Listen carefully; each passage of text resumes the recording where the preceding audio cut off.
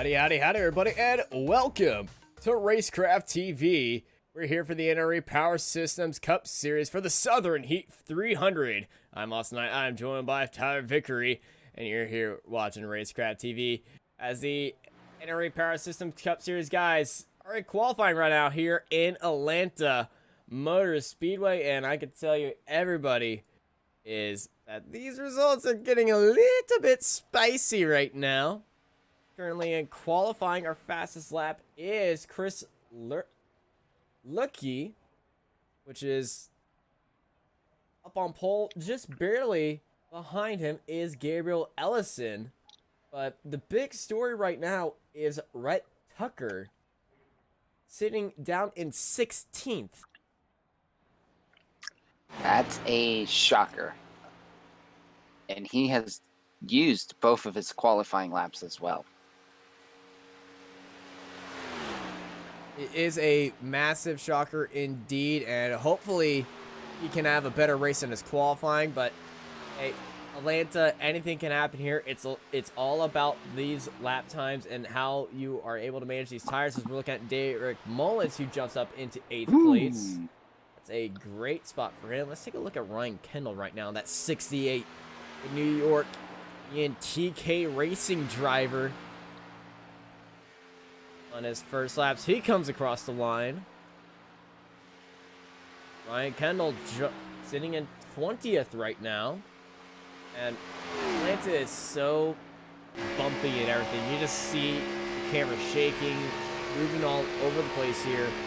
And keeping these tires absolutely in grip is going to be very hard today. Yeah, it's going to be very hard, and especially with Atlanta is notorious for it, and especially on old tires, it's also very notorious for easy spinouts. Kendall goes 16th. Derek Fulton, he's finishing up his lap right now, coming out of turns 2 and 3 down the back stretch. Into the massive banking here at turn 3. You can even see on how much this track is bumpy just by looking at the barriers on top. Yeah, you can even just see how much the suspension travel those cars are, especially at the front, how much they're bumping. Across the line, and he improves to 14th, Derek Fulton, with a 30.04. There's Andrew Hurley. He's all nosed up today. And I must say, these NOS liveries that we're seeing, very nice. I love the front grille of that car. Oh yeah, it's very nice actually. I like how they got that little opening on the sides. Really nice how they got the paint scheme, make it where it can seem almost close to the real life counterparts. The iRacing painter community is very committed on replicating real life cars. As Hurley comes across the line, puts down a first time of 23rd place, and let's see if he can jump up there and try to snatch a spot at the top. But I must say one thing. The guys from 1st all the way to 18th, all within 0.2 of each other. That's how tight qualifying is here at Atlanta. That's amazing. I mean, other than the top, other than these guys further down, as Hurley's coming in across the line now, Adams just completed his first run. Hurley improves, but it's not going to improve on positions. 24th for Andrew Hurley. But even still, first place right now, pole positions 29.94, while dead last right now, which is Robert Richards, having an unfortunate lap of a 30.76. So still, just barely, just a little over 0.8 of a second from pole position to dead last. It's a pretty close field. And Michael A. Adamson, he jumps up to 18th now. Wow. That's a good time for him, and that is everybody across the line right now here in Atlanta. Yep. As the only car that still hasn't taken the track is Brandon Bullock, but I think knowing how Atlanta is, he's probably playing the safe route and just staying in the back.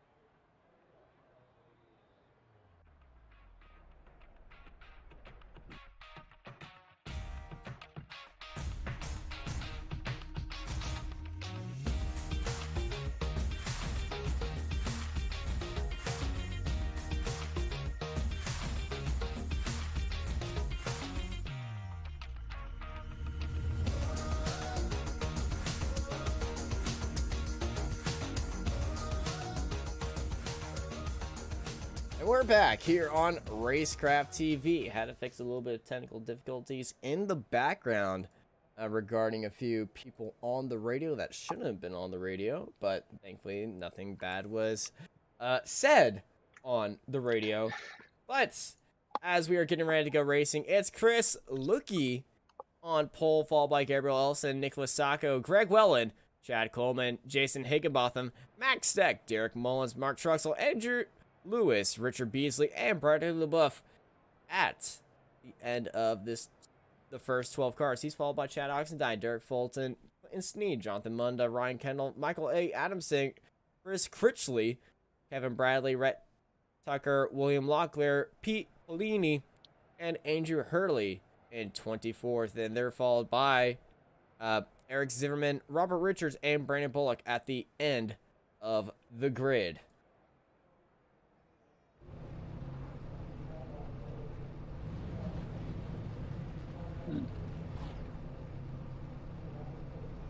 On to you, Tyler. Yeah. So you curious on who my pick is already, huh? Already, I am. Trying to get into that head on who you think is a favorite here.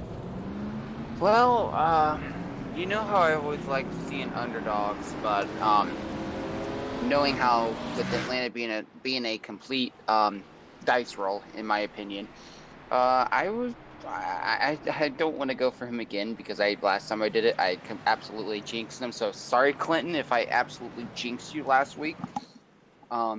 This time around, I think someone that's in the 29s, if they can keep themselves consistent up front, I think that's going to be a best chance. And honestly, I'm going to go for Greg Welland this time in the baseball paint scheme for Greg Welland. I'm gonna take my chances on him, seeing if he can have a good run here, especially starting in 4th place. Well, talking about chance, that's exactly what I'm going to do. I'm going to trust the algorithms. Pick a number between 1 and 27. 15. I got number 6. My bet's on Jason Higginbotham. All right. Not too bad of a pick for either one of us, so let's see how this plays out. I mean, still 200 laps, a lot can happen. Yep, a lot can happen in 200 laps here at Atlanta. Let's get it up and let's get ready to go with Chris Lucky starting it off nicely, and it's a great start around the outside from Gabriel Elson and Greg Welland as they both jump up into 2nd and 3rd. Nicholas Sacco holding that inside line, and he gets cut off immediately by Greg Welland. Greg Welland already looking up, and we got a caution already. That looks like Ryan Kendall and the Jonathan Munda as well. Locklear involved immediately in a wreck. And Jonathan Munda get involved. Oh my. Oh, 14. My goodness, Munda. Oh. 47 rear ends to 57. Great save there, and then a lot of nose seams on the 47. Oh my. So it was the 14 getting into the back of the 68 that caused that, but immediately a caution is out here at Atlanta. And 14 right rears the 68 from what it looked like. We're going to take a look from our blimp right at the start of this race. Here they go. A little bit of checkup already happening in the back of the grid. That happens a lot because big guys are going slower and faster and then slower and faster. Watch the 14 got into the wall. Yeah, wow. Oh, the 20. Man, William Locklear just got absolutely bodied off the exit right there. Yeah. Oh, man, that was hard impact for a few cars. Munda's already going to be towed. Actually, he is taking it immediately to the hauler. He's done. He can't believe it. Yeah, so already one car out of this race, not even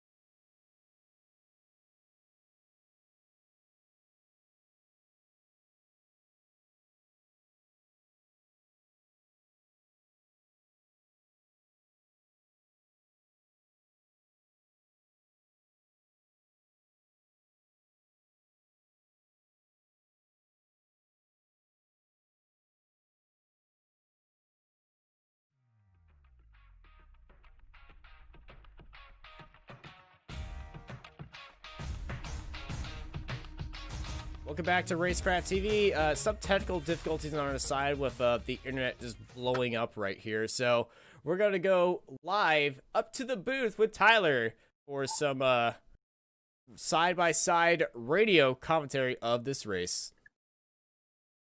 Yep, and currently right now, while all of this was happening, Greg Willen has actually taken the lead over Gabriel Ellison, had a great restart, and currently right now, Greg Willen is holding a 3/10 of a second lead over Gabriel Ellison. Chris Lucky has fallen down to third, while Max Steck has just taken over Jason Higginbotham, and that is rounding out your top five currently as we're working ready to complete lap 10 of 200.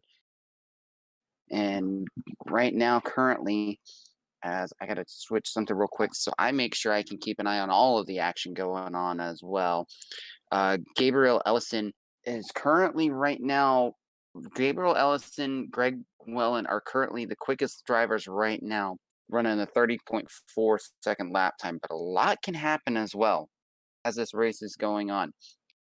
Meanwhile, Greg Wellen is opening up a big lead. Further back, though, Chris Lucky, Max Steck, Chad Coleman are fighting it out right now. 77 on the outside heading into turn two. And Max Steck's able to get the run coming out of two. However, Chris Lucky is able to get that run, and they're heading side by side going into turn three now. And coming out of turn three, Max Steck hangs on to third place, while Chad Coleman now is going to make an opportunity on getting around the 77 as they're side by side past the start finish line now. And while 77 Chad Lucky having a really awful night, it seems like that middle line is not working as he slides up the track a little bit. Is there contact between Richard Beasley and Chris Lucky? A little bit of damage there on Chris Lucky, both on the left front and the right rear. So he's fallen down to 7 spots now since the restart, and it's dropping even more now. As now he's letting Chad Oxidine get around him, and he's in a battle with the number 7 as well, Derek Fulton, as they're going 3 wide into turn 2, trying to keep it all together, and Lucky is just screaming at his ears right now. While further up the track, Greg Willen's hanging on, going right now, hanging on to a 2/10 of a second lead over Gabriel Ellison. While these two drivers are pulling away, Chad Coleman, Max Steck, Robert Beasley rounding out your top 5, completing lap 14 of 200, and Chad Coleman's doing everything he can to try to catch up to these top 2, while Max Steck and Richard Beasley on the inside able to make a nice clean pass coming out of 3 and is able to take over 4th position over Max Steck as a big wreck happens and Rhett Tucker's involved. Rhett Tucker's involved. Who was that? There was at least 3 cars involved in the backstretch. Rhett Tucker was one of those drivers involved. Looking further down to see what exactly happened, and it was the 2 of Derek Mullins involved. 86 of Andrew Lewis. Andrew Lewis taking the brunt of it, coming off of 3. Rhett Tucker just got caught up in a 3 wide situation. 86 went wide coming out of turn 2, hit the outside wall, came down, hit Tucker, hit Mullins, and the 86 of Andrew Lewis pounded the inside wall of the backstretch. Yeah, look at the car of 86 right now. That car is really messed up bad. And early on in this race, already 2 cautions. And once again, sorry about that technical issues we were having here. Hopefully it's the last we're going to have tonight, but just making sure, I'm going to knock on some wood and, you know, wish for good luck, because I am certainly not having any today. Absolutely. But yeah, as 86 Andrew Lewis is trying to make his way back around some of the drivers right now. He took a whale of a hit. I'm gonna compare it to what happened with real life recently at New Smyrna Speedway, where we actually had a one of our pavement modifieds. You can almost compare it to the tour mods, just a 10-year-old version of the tour mods. uh, had the same exact thing happen to the 86, where he hit the outside wall of turn 2, flew way back inside, destroyed a little section of concrete barrier in the inside wall. New Smyrna flew up and over, crashed through the catch fence and hit the track lights. Thankfully, no one was hurt. Driver walked away clean, but I mean, there's times that you're very lucky that this is a sim and not real life, because some situations in real life are just as scary as when you see it in the sim. It certainly is. As we were looking at our people who took our pit lane right here, um, and that was just crazy. That was Rhett Tucker, Michael A. Addison, Lucky, Locklear, Kendall, Hurtley, Sneed, and Bradley. And Derek Mullins is just now coming out of the pit lane. He's just going to beat out that pace car, but he's still got a lot of damage right there. I think Mullins is, because I recall Mullins avoided a little bit of that accident at the start, but I think Mullins is just, he's got a pit farm, because that's the only thing he really can do now after, I believe he was involved in a little bit of that wreck with Jonathan Munda, as Andrew Lewis does come into pit road with 1 to go now. Yeah, lights are out on the pace car. We're getting ready to go back to green flag racing here on Racecraft TV for the NRE Power Systems Cup Series. It's a Southern Heat 300, and I can tell you, it's getting hot already in this opening stage. Absolutely, and just giving an update on the track temp. Track temp's 102 degrees Fahrenheit here, partly cloudy, 86. Still very hot track temp, so some of these guys on old tires, they got to really watch it, as track is going to be very slick. And track's going to be very slick, very bumpy, very hard to manage these tires. Let's see how these guys get it on as that pace car is pulling off right about now. And let's go racing!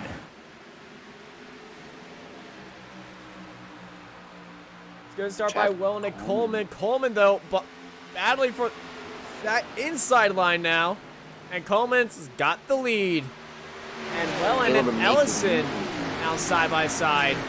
And here comes that number 10. He's looking down to the inside, giving Ellison a great run off the back straight. Yeah, and also again, too, I mean, it seems like the fourth car in line, or actually the third car in line on the inside, just gets a terrible start. And I believe that was Higginbotham that was starting on the inside. He just got absolutely freight trained. But already, speaking of freight train, the top 8 already, and Wellen into the wall. Wellen's went a little too high there on that middle line. With this track, you gotta watch that middle line. You can already see the groove starting to form on that middle of the track area, on that second groove. But if you go too far out, you're hitting that dirty stuff, and just like what happened there with Greg Wellen, slides up the track, scrapes the wall. Not too serious, but it could have been a lot worse. Could definitely be a lot worse. Rhett Tucker's is probably the definition of a lot worse. He's falling down to the back of the grid, and he just had a massive wiggle coming out of 3 and 4. Here's what happened.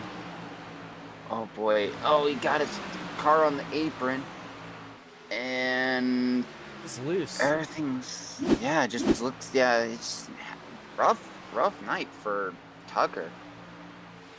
As Ellison, Coleman, and Beasley battle out for the lead here in Atlanta. Single file for your top 7.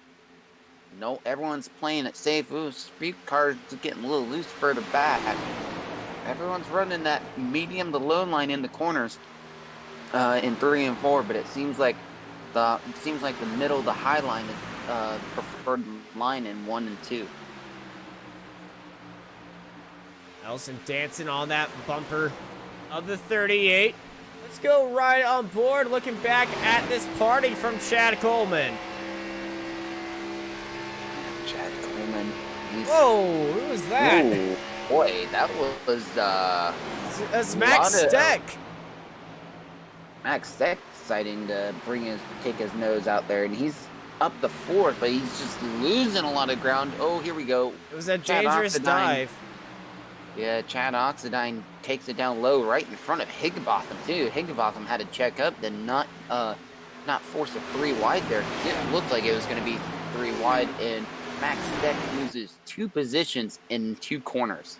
Max Steck, very dangerous, dive down to the inside. That compromises 8th of the line. Says mid-corner speed was very bad. Now Higginbotham goes down to the inside. Now watch Higginbotham.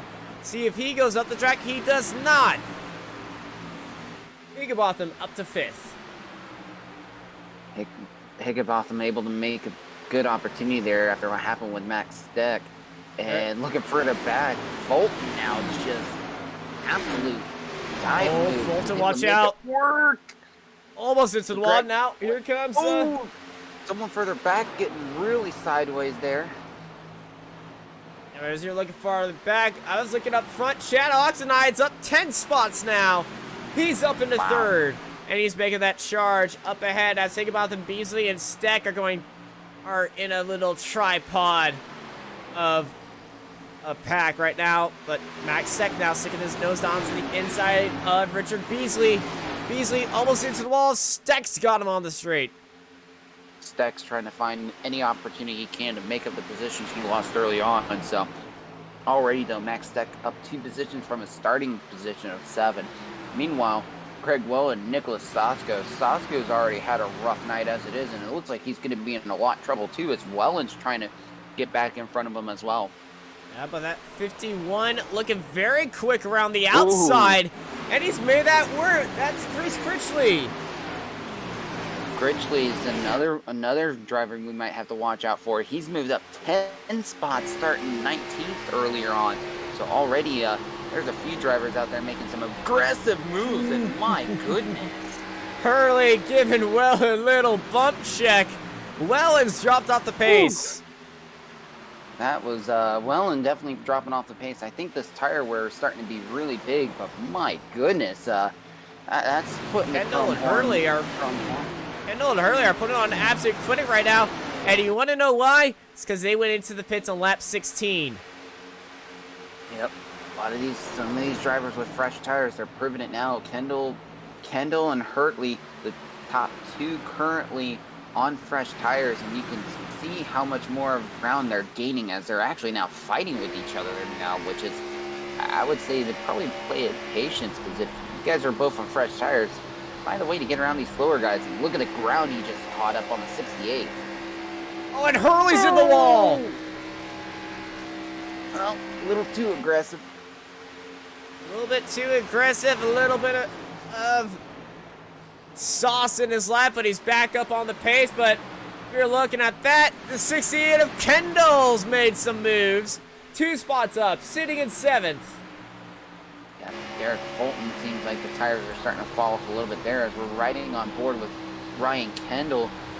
Just biding his time here, as you can see that the gap's opening up a bit as, there we go, as Richard Beasley was trying to get Max Steck a little loose, and it actually cost him. Ryan Kendall now makes a diving move and is able to take over 6th place now. Kendall is on fire right now, and off the exit, he's looking on Max Steck. Max Steck's probably thinking, where in the world did you come from? From the back of the grid. Yeah. Oh, Kendall slides a little bit there, forcing Max Steck. Oh, Hurley! Hurley! And Hurley makes a dangerous move, but it's able to work going down the backstretch. Hurley almost getting to the back of Max Steck and almost pushing him into the wall right there, and he's been struggling with that car all day. Yeah, absolutely, and you can already see the gap between Hurley and Kendall, 7/10 of a second gap. But Max Steck, he's going to start trying to fight back now, keeping the 10 in front of him. However, he just got stuck by Andrew Hurley again, staying on that middle line. Yeah, Hurley's looking to save his tires, but that is not the right line to be in. Currently, when you're in front of a pack that's battling all each other like an entire rabid pack of wombats. Meanwhile, Nicholas Sasko trying to make up all of the positions he lost early on. He's still down 5 spots from a starting grid, so Sasko's trying to make up ground, and it's going to be a long road for him. Kendall's up into 4th. He's just past Higginbotham. Kendall on those fresh tires. He's showing it easily as we're on board with him now. Closing in on these top 3. Chad Oxidine is going to have to start watching his mirror, realizing that Kendall's got fresh tires and Kendall is on the move. Kendall's hunting on that tribal. He's looking down to the inside of Oxidine. And makes a clean pass coming out of 2. Kendall up to 3rd. And he's not done yet as we go halfway through stage number 1 here for the NRE Power Systems Cup Series Southern Heat 300. It's Coleman, Ellison, Kendall, and Hurley. Kendall and Hurley, the drivers in red. These guys are on a tear right now. Yeah, these guys are on a tear, and you can see it. And Hurley's in the wall. Scraping the wall again. Hurley's got to watch it, because if he keeps being super aggressive, he's going to hurt himself. There goes Nicholas Sasko now, back up to 6 on that older tires as well as, oh my goodness. Oh, these guys get away. Hurley's sliding it through the triangle. Boy, and Hurley's made contact with the 86. Oh, that might be it for the 86. That might be it for the 86. That might be it for Andrew Hurley. And Andrew Lewis was also involved right there. Yeah, that was a. You can already see it. Bam! Into the wall for the 86, who, just like me, has had no luck. The 7 took Look at Tucker. Brett Tucker barely avoids that too, and he was involved in an early. All these guys involved in earlier wrecks, but Hurley, 86, and then the 7, Derek Fulton, massive hit right there. Yeah, Fulton had nowhere to go. I mean, oh my goodness. Fulton saw it coming and just, oh my goodness, look at Tucker. He was so lucky to be down on that low line when it happened. Yeah, you can already see the 47 wiggling around, and Brett Tucker, little bit of a wiggle, but boom! Man. And Hurley has taken it behind the wall, as I believe that was his second fast repair. Andrew Lewis, Andrew Lewis is having a, as everyone's in the pits, and Andrew Lewis is going to be definitely pit side for a while, because he's used his fast repair already, I believe. So, rough night for a few drivers. I don't know if that was just me, but as these guys were heading into the pit lane, the lights were red. Huh. Weird. Yeah, it is red. Okay then. Did everyone? That's strange. Well, as we're watching the race off pit road to see who gets a penalty first, let's look at the pit exit. Are these lights red? I don't know. I don't even think Atlanta has pit exit lights. I don't think so either. I don't see. Yeah, I do not see any lights at all. Weird. Look at our pit lane camera. Yeah, they were red. Huh. Interesting. That is absolutely bizarre. And the cars that stayed out were Rhett Tucker and Derek Mullins. And they both were on. They were on new tires. As there goes the 86 of Andrew Lewis. I'm guessing the pit lights are just always going to be staying red right now. I think it's just a glitch. That's what I'm thinking too. Well, as we're under yellow here, halfway through stage 1, you're here watching Racecraft TV. We'll be right back after these commercials.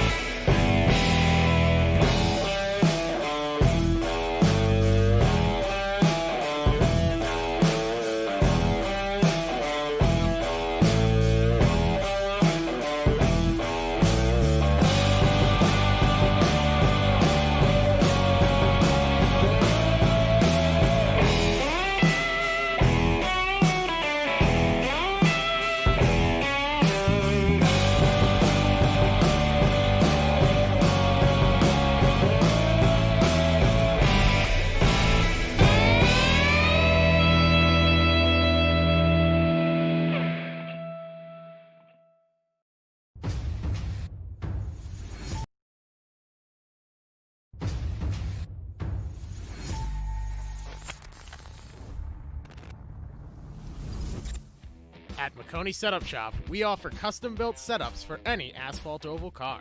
Prices starting at just $5. Weekly setups available for all Legends, late models, modifieds, and NASCAR trucks, Xfinity, and Cup cars. Do you need one-on-one driver coaching?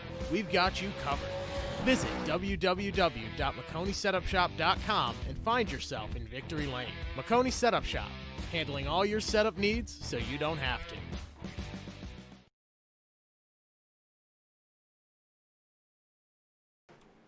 Welcome back to Racecraft TV here at Atlanta Motor Speedway for the NRE Power Systems Cup Series. It's the Southern Heat 300, and we're 39 laps down, and just about 20 to go here in stage one. It's Rhett Tucker sitting up at front. He decided not to pit, but the entire field behind him has, and they went into pits on lap 37. Can Tucker hold off a charging field behind him and wish for a miracle, or is he going to be absolutely trained in this heat?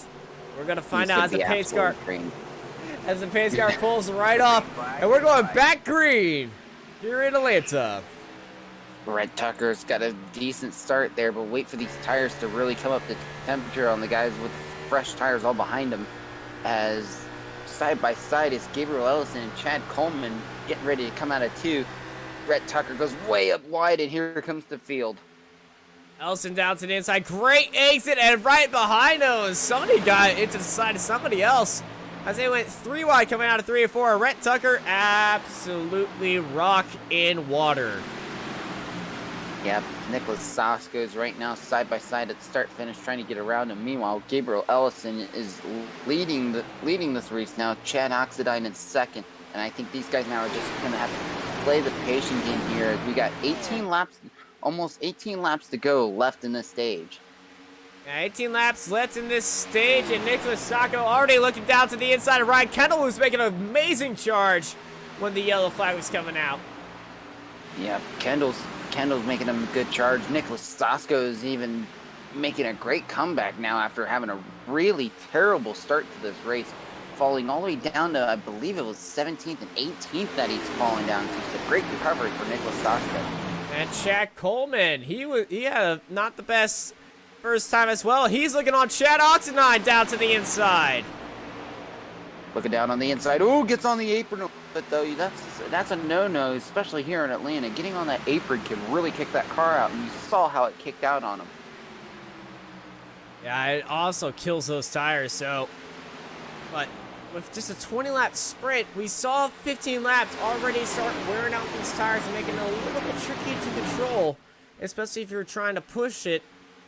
So these guys do have to do a little bit of tire wear at first, but it's Ellison, Oxidine, Coleman, Sacco, your top four. Yep, and an update on Rhett Tucker with him not taking those tires. He has fallen all the way down to 18th place. Yeah, incredibly unfortunate for Rhett Tucker. He rolled the dice for staying on his tires and just staying there for track position, but it is incredibly unfortunate for him. As Oxidine and Coleman, Oxidine had a great exit on Coleman, but Coleman looking down to the inside now for second place. That 38 is up there. And here comes Nicholas Sacco. Sacco looking. Ooh, he got blocked hard. Oh, that was Sacco gave him a wave there, but next time around might not be so nice. And it's not going to be a very cordial wave, I can tell you that. Yeah. The little birdie might have something to say about it. Yep, as I believe that was further back. We had Locklear and Truxell just within positions. I just saw that. Small wiggle for Chad right there as we ride on board Nicholas Sacco in this fight for first. The top four all with each other. Top four. Throw a blanket over these top four, and it's within a half a second. Gabriel Ellison's a half a second ahead of Sasko. Meanwhile, Coleman trying to find a way around it. We're right now about to complete lap 47 of this stage, and not many laps left, as I believe we only have about 12 laps remaining, I believe, in this stage. 12 laps is right, 13 if you want to be technical about it. And Ellison and Coleman are actually pulling away from Oxidine and Sacco, but here comes Coleman down onto the inside. Down on the inside, kind of the preferred line here on 3 and 4, but it's not going to not going to work fully. Coleman is leading, however, Ellison's getting the better run at the start-finish line heading into turn 1. That's going to hurt Coleman's tires, but Coleman, bodied Ellison just a little bit by not turning in farther earlier enough, and he's going to cut off the nose of Ellison, and here comes Oxidine down to the inside. Yeah, Oxidine saw that, thought he could take an opportunity here, sending it down on the low side, but Ellison's just getting a better run in that middle line, and you can see Oxidine just losing all of that momentum again, heading towards the start-finish line, and it's going to be Ellison in second ahead of Oxidine, while Oxidine's still hanging on to that inside line heading into turn 1 and 2. 10 laps to go. Here in stage 1.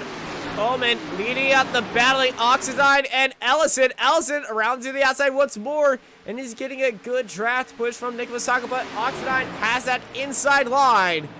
But Ellison just has the grip in these corners, and they almost touch again. Boy, that was really close, and Oxidine had to check up a little there because if he kept sliding up, he would have hit Gabriel Ellison there, and that would have been a big crash. Sasko has to slide up the track because of Oxidine, and Oxidine able to hang on to that car. Boy, that could have been even worse. Yeah, that got absolutely wild right there. Nicholas Sacco definitely had to check up. That's allowing the 05 of Max Steck to start catching up with these two. Max Steck's probably loving this right now because he's looking at it and seeing, okay, I have some chance on getting some more points here at the end of the stage. But just look at the gap from Max Steck to these top 4. In just 10 laps, they pulled out this big of a gap. Wow. And Steck's getting passed down to the inside. Whoa. That's Critchley. Critchley just saving his tires for a bit, making a good run there. Critchley up to 5th, and now these guys are in a 3-way battle for 5th. Now they're going to go side by side across the line. Critchley, Steck on the bottom. That is the 68 of Ryan Kendall. Ryan Kendall trying to hang on to it there. Max Steck doing everything he can on that middle line. Ooh.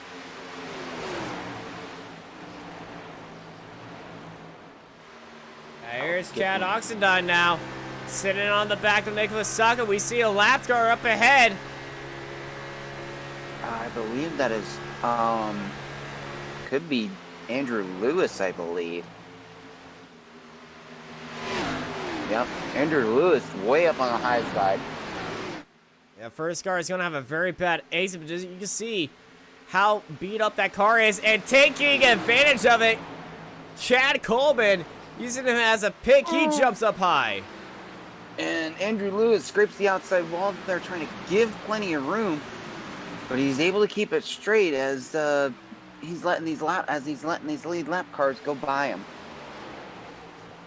We're back up to the battle for the lead. These top 4 going at it with each other, but really it's the battle for second behind him. Oh, someone way down on the apron. Who was that? I think that was Robert Richards. Boy, he went way down on the apron. He got very loose coming at it too, and I almost thought he was going to hit that inside wall. Looking back on Max Steck, though, on the onboard of Max Steck on the rear, you can see Ryan Kendall doing everything he can, trying to take over 6 places. Whoa, Max Steck, boy. Steck got loose. And he's going to lose at least one spot, maybe losing a second to the 51, and able to hang on to it while Jason Higginbotham's trying to push him, and we're looking further to second now, and here goes Nicholas Stosko on the inside of Gabriel Ellison. Ellison, Sacco, Oxidine, 3 cars battling for the same spot.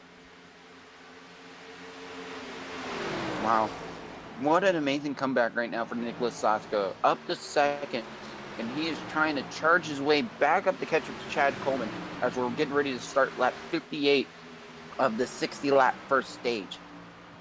Yep, 3 more laps to go. Ellison, Sacco, bumper to bumper with each other. Oxide's just looking at the back end, but Chad Coleman, I believe this is his first race with us, and he's pulled away, and oh my goodness, Locklear. Further back. Truxell got into the wall. Locklear slung it from the outside down to the inside. He's on a charge. The Truxell able to make that pass clean too, as they were going 3 wide heading into turn 3. Meanwhile, further up, now Curtis Critchley is trying to make a pass around Ryan Kendall, who's doing everything he can to defend. And he just barely saw in the back there Jason Higginbotham trying to find a way around Max Steck. Yeah, and these guys battling so hard, they're allowing the top 4 to just fly away with it. Yeah, but look at the gap though. As we're coming down to the white flag for the stage, Nicholas Sasko is right up almost on the bumper of Chad Coleman now. So here we go, fighting for the win for stage 1. The battle is truly hot indeed here in Atlanta. Coleman, Sacco, Ellison, Oxidine. They go one last time through stage 1 of turns 3 and 4. Oxidine drops off. Sacco and Coleman. Through 4 they go. It's going to be Chad Coleman taking stage 1. Caution is out. Caution is out. Yep, as there was a close finish with Ryan Kendall and Curtis Critchley, and I believe Kendall might have gotten Critchley at the line. As these guys settle down for a bit and get into the right caution, we'll give you the official stage 1 results very soon. But it's Chad Coleman who takes the stage 1 win here in Georgia.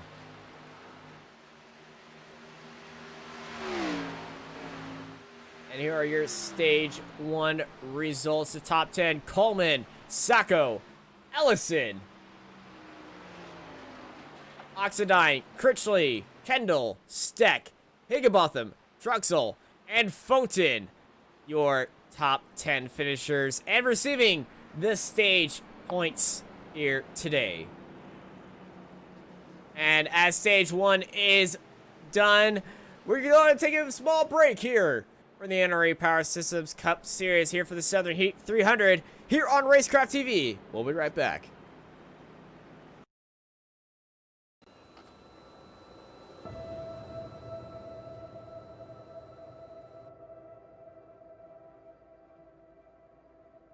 Can you see it? It's right there. Hidden behind an assortment of vibrant colors and corporate branding schemes. Look closer. Past the nearly 200 tons of handmade American steel. And beyond the highest quality, custom-designed electrical components and systems in the industry. Deeper still, to the very core. That's where you'll find it. The heart of NRE. Heart is what makes us who we are. Heart is why NRE products and services are made with more. More precision. More grit, and more passion.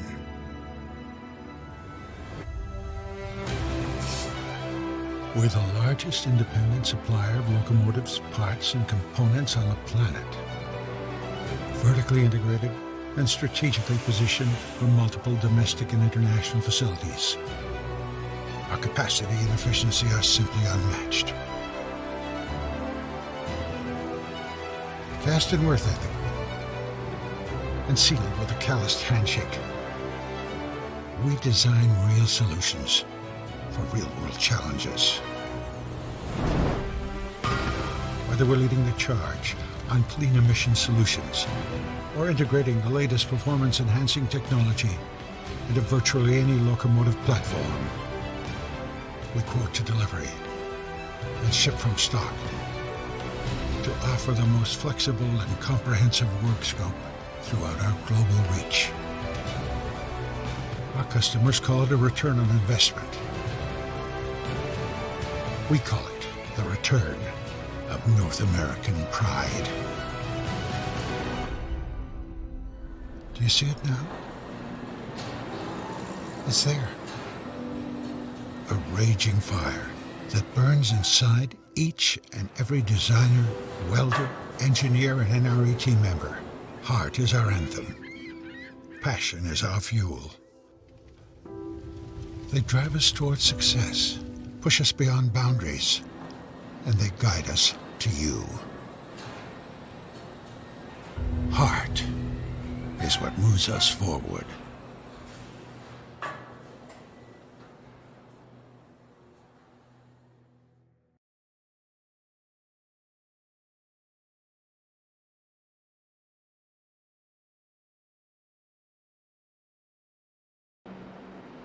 Welcome back here to Racecraft TV, here for the NRE Power Systems Cup Series Southern Heat 300. We're looking at our Stage 1 winner, Chad Coleman. He won the race of Stage 1 and the race off pit road, along with everybody else. As lights are out on the pace car, we're getting ready to start Stage number 2. We're going to go to lap 120 here. Another 60 laps getting ready to go down here in Atlanta. Yep, and not much happened when the pits. Chad Coleman up in first, Sasko second. Then row number 2 is Gabriel Ellison, Curtis Critchley. Row 3, Chad Oxide, Ryan Kendall. Your top three for starting positions in the rows. So it's gonna be very interesting to see how this plays out. Very interesting indeed. The iRacing pace car about to pull off right now as we're heading through turns 3 and 4. Yep, this is turns 3 and 4. That's the 4 on the wall. And here they go, go, go! Chad Coleman, an amazing start as well. And Nicholas Sasko trying to hang on to it as we got a lot of people jumbling around there for second place. Looks like we might have 3 wide even further back. Yeah, that's Max Steck forcing it 3 wide already, getting very aggressive. Greg Lolan in the mix as well, further back, and it's a rabbit's nest over there. But it looks like it's all starting to file down a bit as Chad Oxidine gets a big run, but touches the apron though. Still gets that big run on Max Steck heading back to the start-finish line. Now looking back at Max Steck and Mark Truxell. Both those guys in the 05 and the 5. That's not going to get confusing at all. Battling with each other. Who's the best 5 out of them and who gets to run that $5 foot-long livery. I don't know if they're actually battling for that, but if they were, that'd be something I would go for. As the battle at the front, Ellison and Coleman swap spots. Ellison, your new leader. Coleman had to have an issue there, and boy, that was a big drop because Ellison just took 0.2 of a second there as we're on board with Coleman now. Sasko all over the rear end of Coleman, trying to see what he can do here on either saving tires or find a way to get around him. I'm not sure what Coleman's plan is. I think he's just trying to go for that one specific word of survive and see what he can do to the end. One bad lap is not going to define your race here, but everyone's starting to line up right now. And somebody who's been pushing through the field is William Locklear. Locklear making a big impressive move now as he's going 2x2 through turn 1 and makes it clear. And William Locklear up to 9th as he's on a hard charge now, catching up to Jason Higginbotham now for 8th. And here he goes down low once more. Locklear side by side with Higginbotham.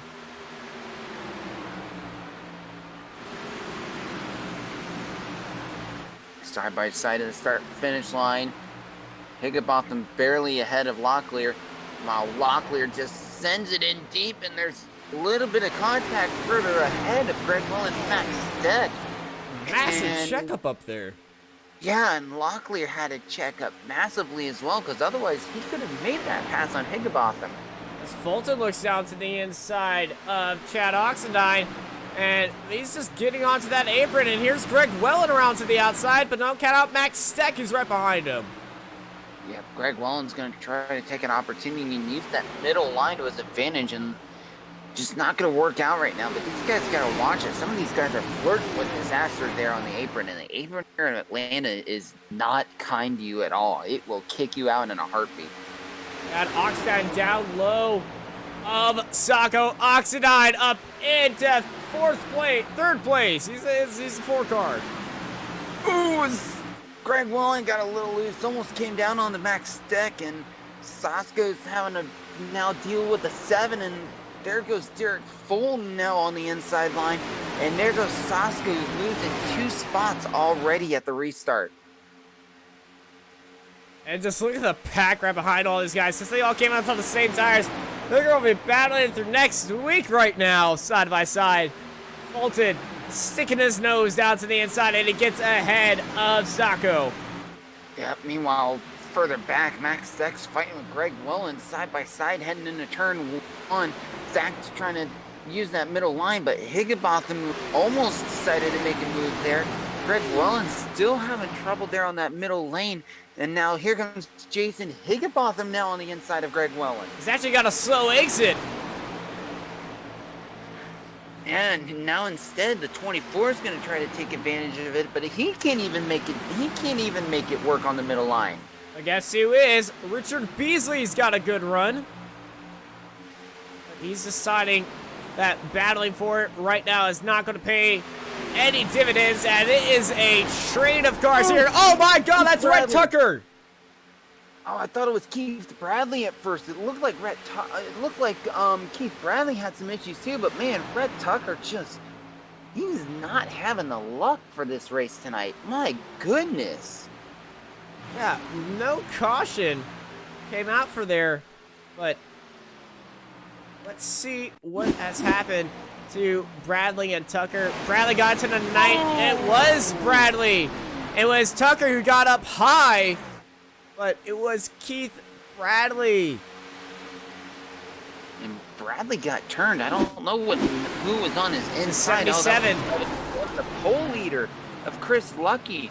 Chris Lucky is another driver that's had a really bad night. Started out on pole position, and he's now currently 15th. 14 spots down. We go back live. Max Steck looking down to the inside. Nicholas Sacco is about for 5th place right now. And Maxie's just got it by a nose. And up ahead, the battle for 3rd, Fulton and Oxendine going side by side. Fulton just making that inside line work as he slingshots around him. Oxendine just sits there, almost seemed like he had an anchor on the back of his car there for a minute. Now, Fulton's completely dropped the anchor right now and leaving everybody in the dust as he's turning to turn up that southern heat that he certainly has. Yeah, using that southern heat as best as he can and trying to make it something work. Derek Fulton now trying to catch up to these top 2, and looks like he's a little slow, but now I think if I was him, I would start looking at trying to make a pace. We got someone smoking down in the pit road. I believe that was Zimmerman. It is Eric Zimmerman, and I just want to say Derek Fulton's turned out that southern heat he has in southern Canada. Which I find is a very funny thing, but no, just making a punt towards the races. Somebody got into the wall, and that's allowing Ryan Kendall to look down to the inside of Robert Richards. Kendall looking down on the inside, just not making it work, though, especially after the issue that the 12 had. Meanwhile, back up front, Derek Fulton now closes in on the 27 of Ellison, and Ellison's even closing in on the 38 of Coleman.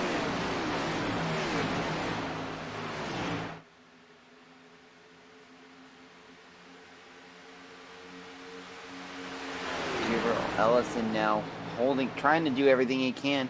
Has to look in front and look in his mirror as Derek Fulton literally right on the back bumper of Ellison as Fulton now looks to the inside. And he's gonna be side by side. That butt kicker car looking to kick butts right now. He goes down to the inside of Gabriel Ellison, and he's got that move locked and loaded, but he gets a bad wiggle coming out of turn 2. Man, that inside line, that exit portion of the inside line has been catching a lot of drivers off guard. That's the 3rd or 4th driver now that has gotten loose there and had some kind of wiggle. But Fulton's able to make recover, and he's still side by side fighting for second. They're still side by side, and Oxidine is picking the car that he wants to be, but looking down low. That's Max second. Greg Wellen also looking way down low. And let's see if he does it again. And 7 gets a big wiggle once more. Golly, Fulton's got a handful of that car. I mean, my goodness. And then now this even allows Chad Oxidine and Max Steck, who are also side by side in this fight. And 20 laps down here in stage 2. As Fulton and Oxidine and Ellison side by side for P2. And this is allowing Chad Coleman, our stage 1 winner, to see if he can do it 2 in a row. And certainly with these guys battling lap after lap after lap, it is allowing him to pull away farther and farther. And here comes Fulton. He's got a great run. Yeah, Coleman is loving this right now. Coleman now is almost a full second ahead of these guys. While, oh my goodness, this is a hornet's nest. Wellen is kind of trying to play it safe. Oxidine goes a little sideways, and whoo, look at that. Nice little camera shot. Gabriel Ellison all over the back of Derek Fulton right now. Side by side they go. Ellison now down to the inside. Fulton up high. And Fulton, he's in the marbles. And here comes Ellison. Ellison trying to get that run on the inside. Coming to the start-finish line. Fulton barely ahead. However, Ellison's got that low line, and Ellison's not going to make work of it, as Fulton now is going to have a run on the middle line. And watch for that exit. We saw Fulton get extremely loose off the exit. Ellison's car looks absolutely planted right now. And they still go side by side. Side by side again, and Ellison trying everything he can as they're side by side. Ellison trying to get the run out of heading to start finish line. He's barely ahead by a nose. But even still, Fulton's got the run heading into turn 1. Side by side again, and I believe Ellison might get the run this time. Ellison's got the full car length, and he gets ahead of Derek Fulton. And now they all start to line up once more, and I think this will be the first time in, I don't know, like 6 laps that they're not side by side through a corner. At least. Look at Fulton, he's almost drifting it through turn 4. Those tires are screaming at Fulton right now. I mean, he is pushing those tires to the absolute limit. Oh my goodness, Coleman has a 1.3 second gap to these guys. And Coleman's just loving this now. He's on cruise control and just pulling away. And this isn't even the final stage. This is just stage 2. These guys are finding it extremely hard right now. Like it was some good old Georgian apple pie. And this pack, from 2nd all the way to 10th, is so tightly packed with such competitive drivers. Any one of these guys would be picked regularly to be favored than Fulton. This is not Formula Drift.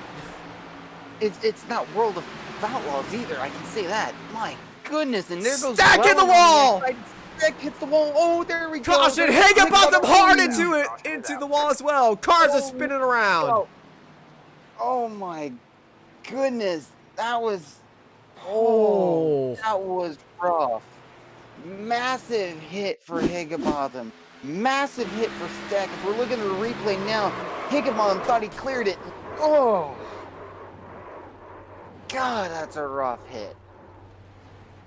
Absolutely disastrous. There we go again. You're going to see that impact. Both these cars get spinning around by a top. Look at Kendall having a squeeze through. My goodness, Kendall had a slam on the brakes. That's going to be an interesting view from Kendall's point. My goodness. And we're right on board. Kendall, hard into the wall they go. Kendall is... Oh! Wow. That was a definite scary moment there for Kendall. And here goes Higginbotham. Definite pit for Higginbotham and Yeah. Steck. Well, Yeah, Steck towed, I believe. I'm not sure because it looks like he's towed. Higginbotham's coming in to use his fast repair now. actually, nope, Steck's still going. Wow, okay then. And that new paint job not looking good right now as everyone's diving into the pits.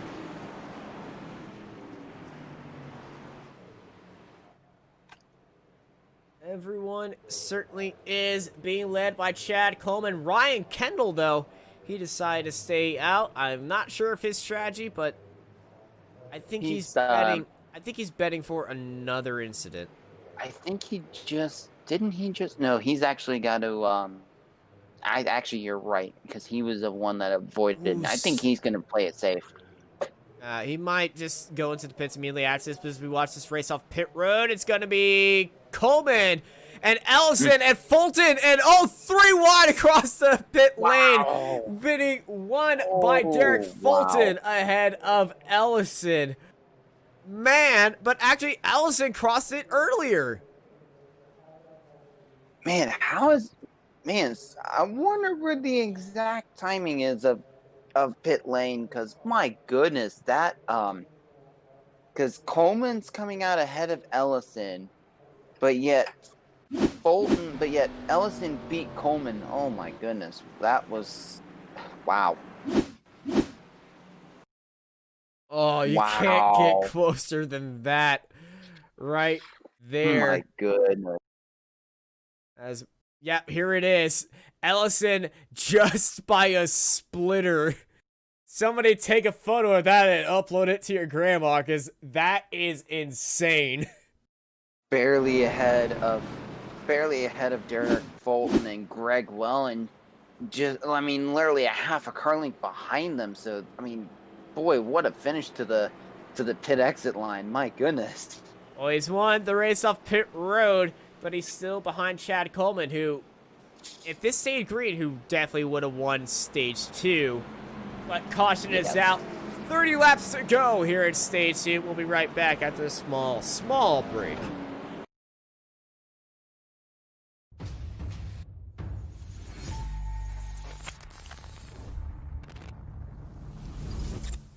At McConey Setup Shop, we offer custom-built setups for any asphalt oval car. Prices starting at just $5. Weekly setups available for all Legends, late models, modifieds, and NASCAR trucks, Xfinity, and Cup cars. Do you need one-on-one driver coaching? We've got you covered. Visit www.McConeySetupShop.com and find yourself in Victory Lane. McConey Setup Shop, handling all your setup needs so you don't have to.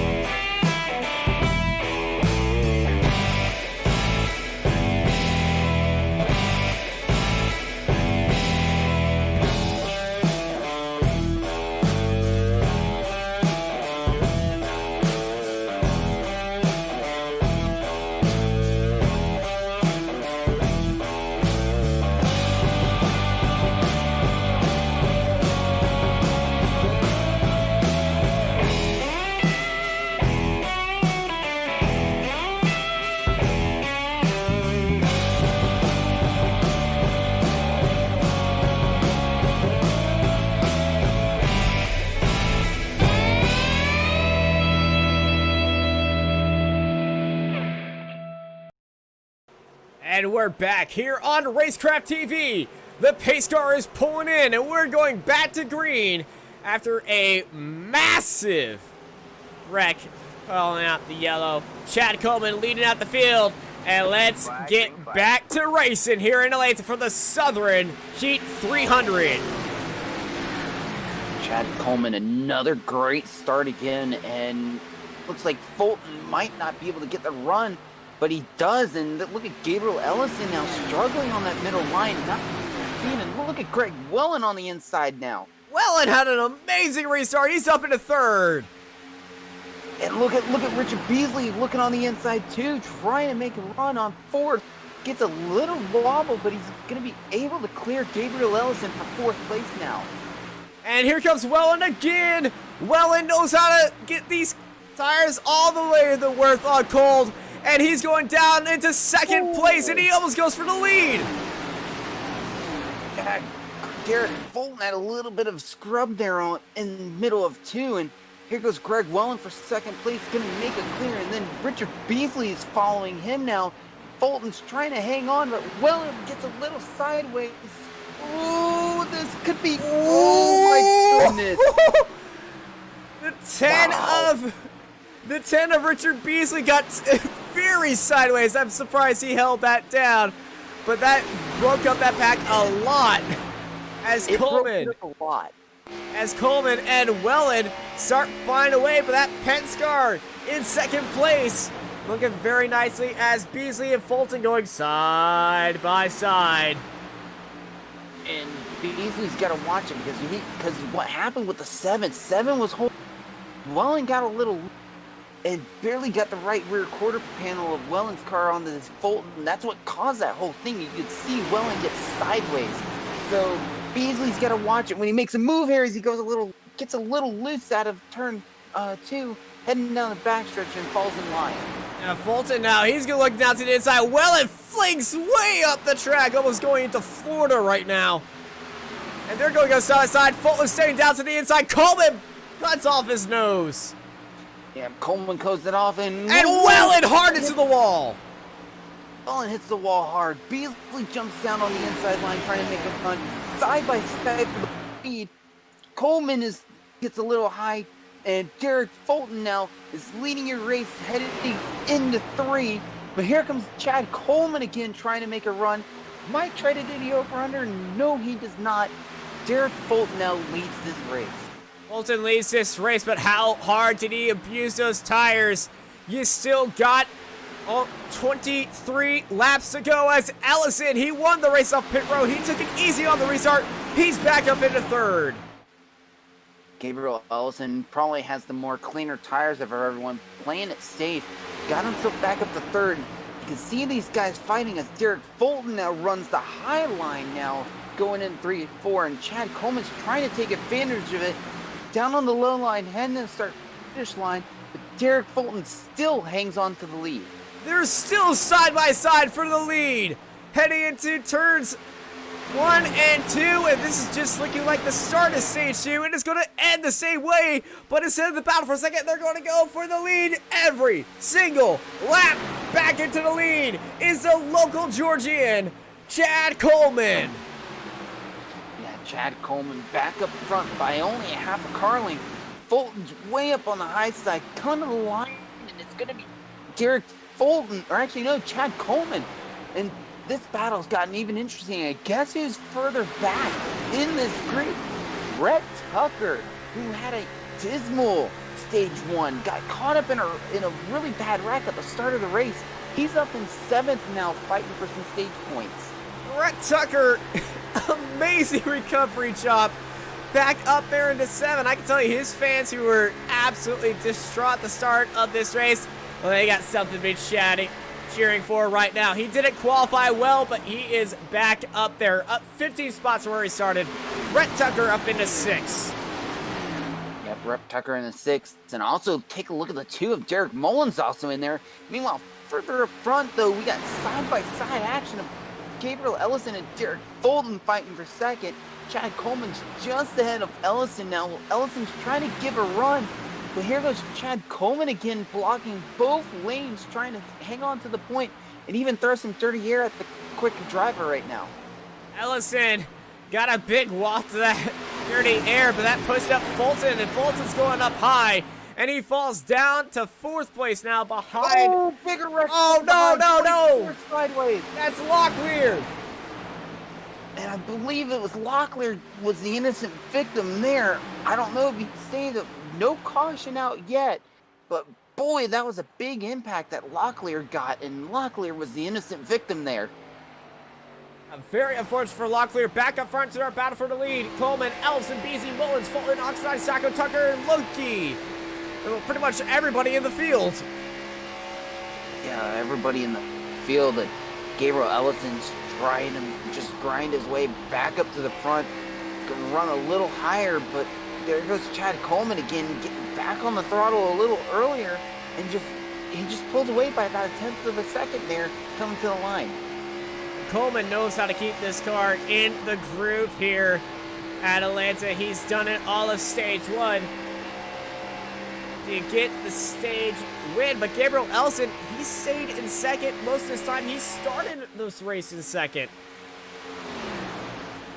Yeah, starting in 2nd, Gabriel Ellison, and he's had an up and but he's been able to keep it consistent though. Chad Coleman now trying to pull away from Ellison, but Ellison's still hanging on to the draft, as well as Richard Beasley. But meanwhile, too, 4th place on back is starting to fall off as Derek Mullins is a 1/2 second behind Richard Beasley now. Yeah, the real fight is between Coleman, Ellison, Beasley, and Mullins. This battle for the lead is wild. And, ooh, Beasley, bad exit, and now it's just Ellison and Coleman. Yeah, and Beasley had a really rough one, but he's hanging on to the draft. Stay within a 1/2 second. You get a really good draft with this car, but if you get any further than that, it becomes very difficult, especially at Atlanta. Yeah, you just see, this is where the tires start struggling for grip. And with just 15 laps to go here in stage 2, it is going to be all or nothing right now as that top 4 is extremely spread out. But a battle that is not spread out is the battle for 6th place. Battle for 6th place. Very interesting right now. You notice too on that shot, Chris Lucky, who was our pole sitter, he's got some right damage as well. It looked like he might have hit the wall earlier on. But this battle is getting really tight between Oxidine and Fulton as Fulton actually is going to get the run on the inside. But there goes Chad Oxidine getting a better run on the middle line coming out of Fulton. Fulton's tires are absolutely shot right now. Yeah, Fulton used his tires way early on. And not a lot of laps left in the stage too. So Fulton's going to do everything he can to try to hang on for 5th. Does, but Oxide goes way up high, and that's Greg Wellen, who just went below the pit line. As Fulton and Oxide going side by side, right behind him, Steck and Lucky going side by side. Oh, his Steck looks to go on the inside of Lucky there, and he had to check up a little bit. And you can even see Rhett Tucker, who was up further on. Now his tires fell off a little, but he's now starting to make a comeback. Yeah, they all stand into a line. Ooh, somebody just tapped the wall. As that was, I think it might have been Rhett Tucker. We get the wall a little tap, and here comes Lukey down to the inside. Lukey down on the inside, trying to get that run, and just not able to get that run. It seems like all of that aero that gets on that right front is really hurting him now on downforce and not being able to get that barrel push that he needs to where he's able to get ahead of Derek Fulton. As further, someone's Truxell back. And meanwhile, here goes Sasko working Derek Mullins on the inside line, trying to make that run clean as we're coming to 5 to go now, completing lap 110 of 120 as we're down to 10 to go now in this stage. Still side by side. That is turns 1 and 2, but it's Nicholas Sacco up into 4th. And the battle for the lead is still on between Chad Coleman and Gabriel Ellison. Gabriel Ellison and Coleman, they have pulled an 8/10 of a second lead over Beasley and Sacco. And Ellison's doing everything he can to try to keep up, but it seems like Coleman's just getting a better run right now. Coleman that last time by was 31.7, Ellison at 31.8, so 10th of a second there is the only difference. But here goes Coleman, Ellison again trying to use that draft to his advantage, but not working, as I think the tires are completely gone on the 27 car. Yeah, Ellison, he's been holding off these tires for a long time behind Coleman in that dirty air. And you can see by the paint job on his work, on his car, that it's just extremely marbled up right now. Yeah, it's extremely marbled up, and now it's to the point you have to watch it when you go up on that high line, because there's so much marbles up there now. And the track's been cleaned off now from the cars that have gone through, but it's also very scary. You have to make your choices wisely now, otherwise you're going to really make a big mistake. Yeah, but the front of Coleman's car, it's absolutely clean, spotless. That's the advantage of being up front the entire race. And it's also that you can't really tell because his hood is black. Fair enough. But it is a lot cleaner on his front bumpers. Yeah, oh yeah, he's been able to stay up front much longer compared to Ellison, Beasley, and the rest of the field. It's still a fight for first between Coleman and Ellison as they go bumper to bumper with each other. As, oh my goodness, Oxidine and Fulton are having a battle. Big battle too, and Oxidine and doing everything he can, throwing another haymaker at Fulton while Fulton's trying to make it work and trying to get back to hang on to 6th, but it's just not going to work right now. And Oxidine back up to 6th currently. Fulton holding that outside line.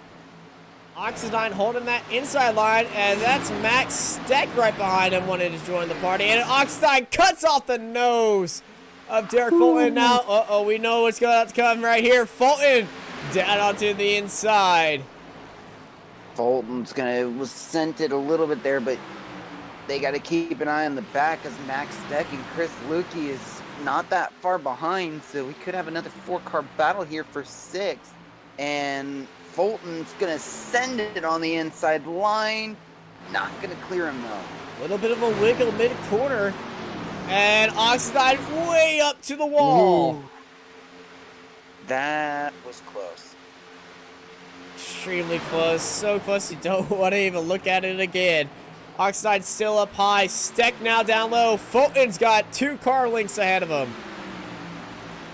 Yeah, I got 2 car lengths, and now he's under pressure of Max Steck now, who's on the inside line.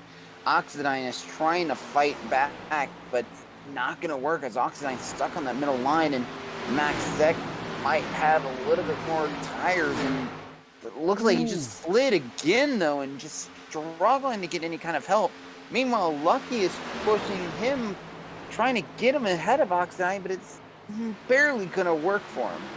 And they're all going to fan out once more back into that line, but the people are not in a line very soon.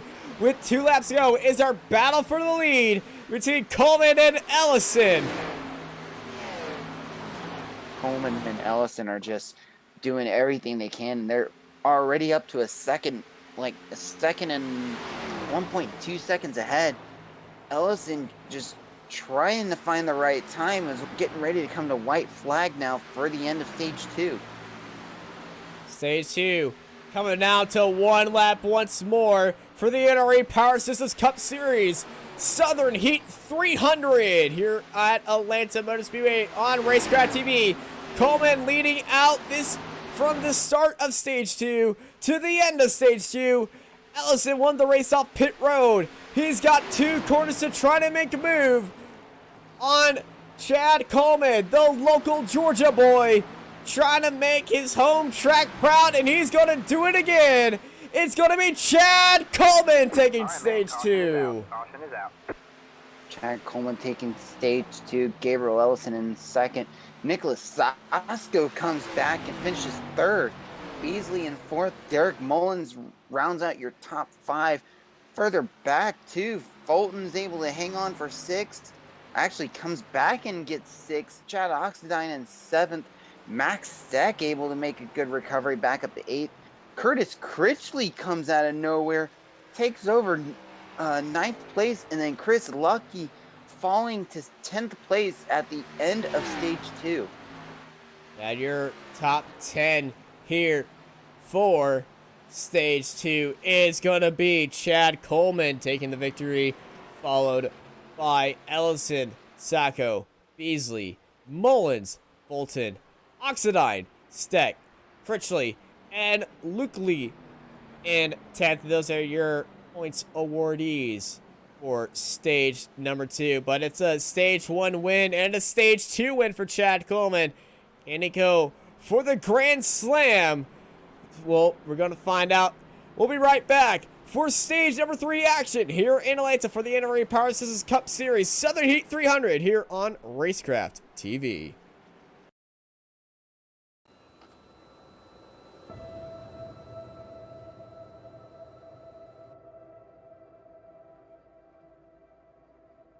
Can you see it? It's right there. Hidden behind an assortment of vibrant colors and corporate branding schemes. Look closer. Past the nearly 200 tons of handmade American steel. And beyond the highest quality, custom-designed electrical components and systems in the industry. Deeper still, to the very core. That's where you'll find it. The heart of NRE. Heart is what makes us who we are. Heart is why NRE products and services are made with more. More precision. More grit, and more passion.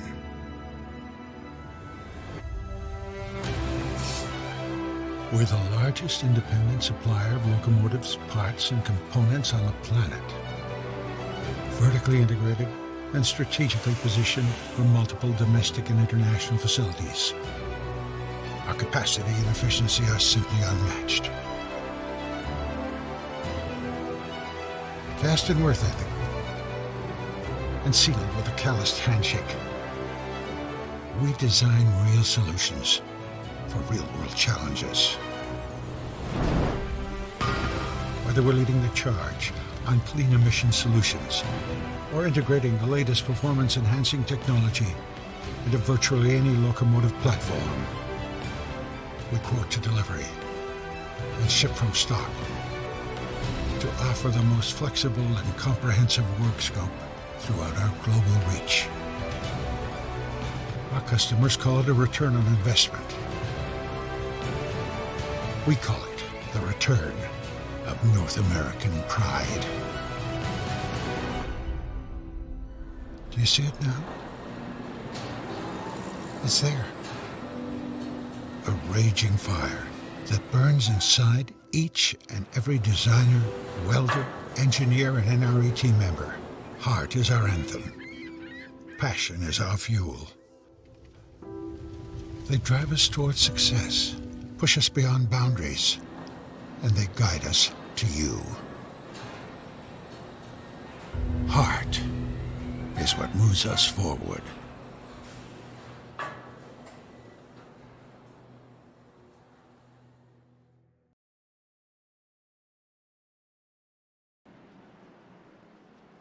Welcome back to Racecraft TV, here for the Southern Heat 300 for the NRE Power Systems Cup Series. Southern 300 here on Racecraft TV at Atlanta Motor Speedway. Chad Coleman, Stage 1 winner and Stage 2 winner. Absolutely dominated performance here today. Can he go for a Grand Slam victory and get Stage 3? And the race. It's gonna be going to be close, but I mean, he's shown everything. He's shown what he's got and what he's capable of. So, be very interesting to see if it works out. Gonna have 80, 70, actually 75 laps roughly left until we find out. The crowd is on their feet here in Atlanta. These guys heading into turns 3 and 4. About to go racing for the last time out. 80 laps remain here in Atlanta. Let's go back to Green Flag Racing for the Southern Heat 300 for the NRE Power Systems Cup Series. And it's an amazing start by Coleman. Coleman, another great start. Meanwhile, Sacco and Ellison battling for second again now. And look at that, Richard Beasley trying to hang on to the back of Sacco, while Fulton now is going to try to go on the inside even further and try to make a run on Gabriel Ellison now. Ellison and Fulton still side by side right now. Actually, that's Sacco now. Sacco and Fulton. I'm getting confused and cross-eyed and everything. There's just so much stuff happening, and I am going crazy. And I'm loving it. And looks like Ellison. Oh, Ellison gets a three run. wide. 3 wide now for first. But it's going to be Cole Ellison. Beasley. Round the outside into the lead. Beasley was doing everything he could as well, and it just wasn't working. Ellison now up to the point. Chad Coleman, it's been a while since he's been stuck outside of the lead.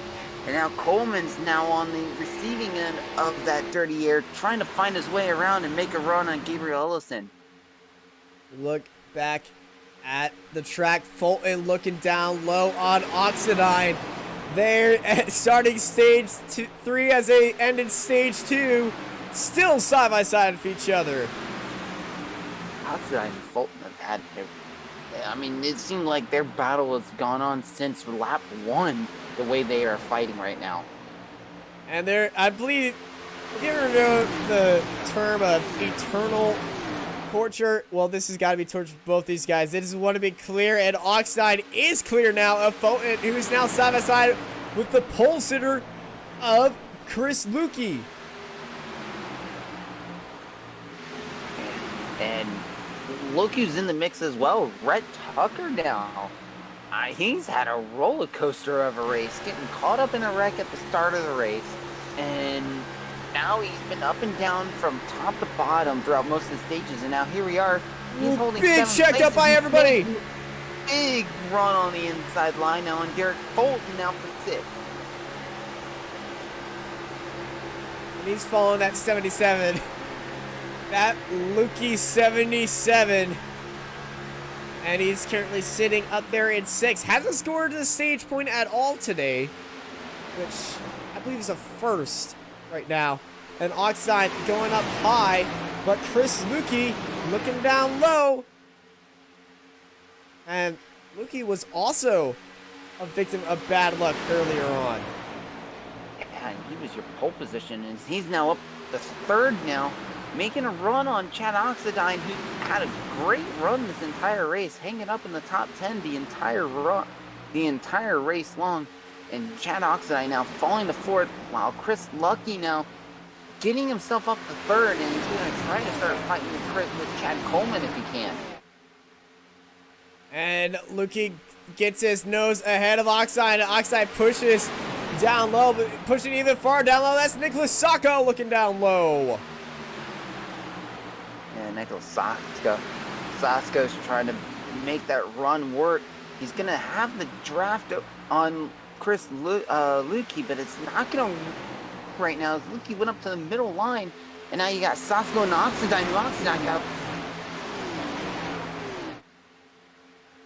Ooh, and we're 3 wide with Tucker, Oxidine, and Beasley. Beasley checks up a little, and Rhett Tucker now is up to 5th. And up into the lead, Coleman and Ellison back at it again, side by side. And that lucky 77, he's about to join that fight. Yeah, he's about to join that fight that he's been missing since the start of the race, where he had a really unfortunate break. And here goes Ellison trying to hang on to the lead side by side with Chad Coleman. And Coleman's going to send it down on the low line. But Ellison again gets the better run. But here goes Chad Coleman again on the inside line, able to make it work. Coleman's got the car length. It's just a bumper of Ellison on that outside line. That's going to be hurting him, as does Lucky 77 of Chris Lukey down low. And he's going to be pushing Ellison a little bit wide, and into the wall goes Chad Oxendine. Oxendine got in the wall, and they're 3 wide as Jason Higginbotham's now moving up as well. He's up to 7th after getting caught up in a massive melee earlier on. And it's Chad Coleman demandingly in the lead once again, as that's Lukey and Ellison side by side for second place. Holding it off for second place right now, and Chris Lucky able to get the run. Chris Lucky's up to second. Gabriel Ellison now falling to third. Meanwhile, Nicholas Sasko now looking on the inside line. Sacco looking down low. Sacco holding that inside line now. Ellison, he's falling back even farther and farther. Holding that outside line is killing his tires. Yeah, and it's killing his tires big time, as now he's losing third place to Nicholas Sasko. And there's Richard Beasley now looking on the inside and slides up the track a little, and that gives Ellison enough time to be able to slot in and hang on to 4th place. Brett Tucker went side by side, and he's still side by side. He's got Fulton down low. Fulton down low, and Tucker's trying to capitalize on all of the bad luck he's had, and it's not working out. It's Jason Higginbotham who's also trying to capitalize. Sends it down the inside line, makes it around Richard Beasley to bring him up into the top 5, while Derek Fulton now is side by side with Rhett Tucker, who's getting help as well by, I believe that is Max Steck further behind, trying to give him an opportunity to move up and get ahead of Rhett Tucker. It is Max Steck who's just stuck behind both these guys. Kind of looks like a pod racer with 2 giant engines right in front of him. Absolutely, and I can't agree with you more than ever. There is Tucker just holding that middle, but just not getting the run as he slides up the track a little bit too. And that gives Max Steck the opportunity now to take an opportunity and take over 8th spot. Oh, Tucker took a punch in the wall. Tucker hits the wall, and I believe that is going to really cost him now. Look at that damage. Heavy damage. Yeah. Oh, man. The front left, the front right has got damage right there. That might have just cost Tucker a top 10 if he's not able to hang on to it. Oh yeah, you could see that's gonna cost him 10th. There goes Mark Truxell now on the inside. Oh man, really unfortunate for Tucker there. And he's gonna be falling down the field. That is extremely unfortunate for Tucker. He might be looking on with 40 laps to go. Maybe an early pit stop and try to come back through the field. The first ones to gamble it on new tires. That's going to be his only opportunity, and maybe even a late race caution might help Tucker out, but it's going to be very interesting though if this plays out for him. It's going to be really close. It's Coleman, Lukey, Sacco, Higginbotham, Ellison, Beasley, Fulton, Steck, Truxell, and Tucker, your top 10 currently. But Tucker in a fight with, the fight for 11th is keeping him in 10th currently. But Mullins and Richards side by side with each other as they close down on the stricken Tucker. Tucker's just hanging on for dear life for 10th, but you can just see. Oh no! The lunch! Big wreck! Caution is out. Kendall involved, Tucker involved. That is the 12 of Robert Richards involved. Greg Yellen involved. I don't believe what I just saw. Oh my goodness. Wow.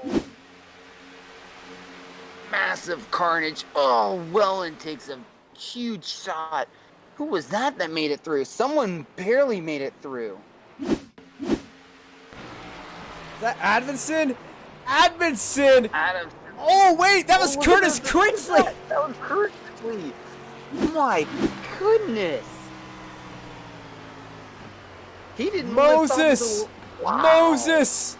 Moses! Oh my goodness. I think we have Moses in the lobby. What a move. Adamson got back ahead of him, but Curtis Critchley, no chill into the caution. No. Oh my word. Wow, that. And everyone's diving into the pits, and I don't blame them one bit. We're not going to go to caution until these guys leave pit lane, because if you saw what happened in stage 2 halfway, you saw the closest pit lane, the second closest pit lane finish we've had here. And here we go again. The pit crews are at it, and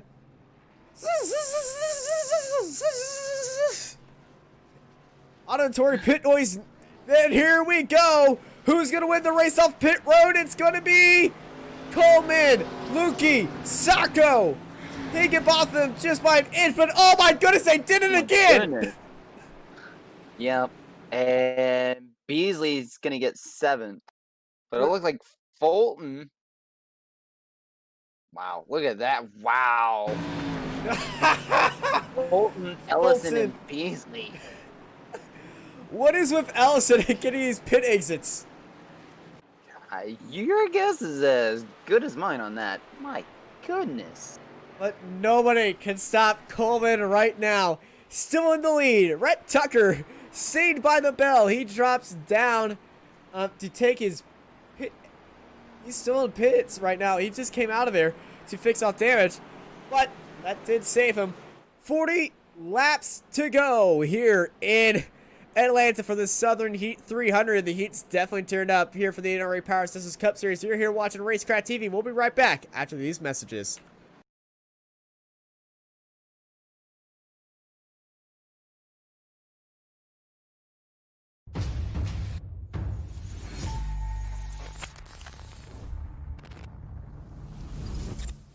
At McConey Setup Shop, we offer custom-built setups for any asphalt oval car.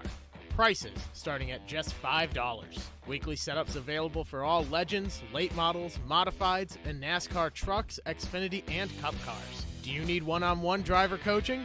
We've got you covered. Visit www.McConeySetupShop.com and find yourself in Victory Lane. McConey Setup Shop, handling all your setup needs so you don't have to.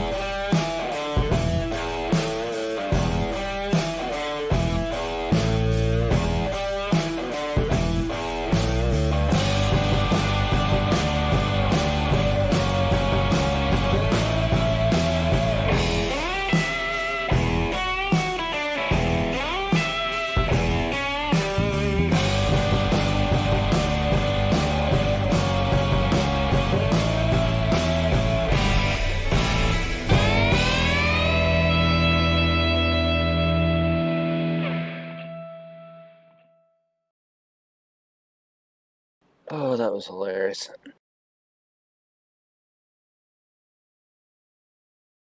Welcome back live here to Racecraft TV. Chad Coleman hitting it out ahead of Chris Lukey, by Nicholas Sacco, and Jason Higginbotham. Your top 4 coming out of the pit lane. Nothing can stop Coleman, and the Lukey 77 of Chris Lukey is back to the front row, and our pole sitter might be looking to go for that win right now. It's going to be a good opportunity. As the green flag is coming right out now. 40 laps remain here for the NRE Power Systems Southern Heat 300. And Coleman again gets a great start. And Nicholas Sasko able to get the momentum on the inside line. Higginbotham is up to 4th already. And Chris Lucky is now having a whole bunch of issues now, having to fight that high lean now to hang on to third. Yeah, and he doesn't want to be holding that eye lane too much because that'll be killing his tires. Higginbotham holding down low. He can try to do a little switchback with Higginbotham right there. He's got the draft of Sacco right ahead. Higginbotham looking down low. Higginbotham bullying Lucky out there. But Lucky holding that outside line of that mid-corner speed.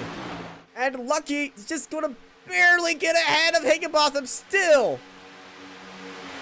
Higginbotham. Oh, and Higginbotham and Lucky! The luck has ran out! Oh, and he's still trying to save it. Oh, what a save. Oh my goodness. Green flag still in the air.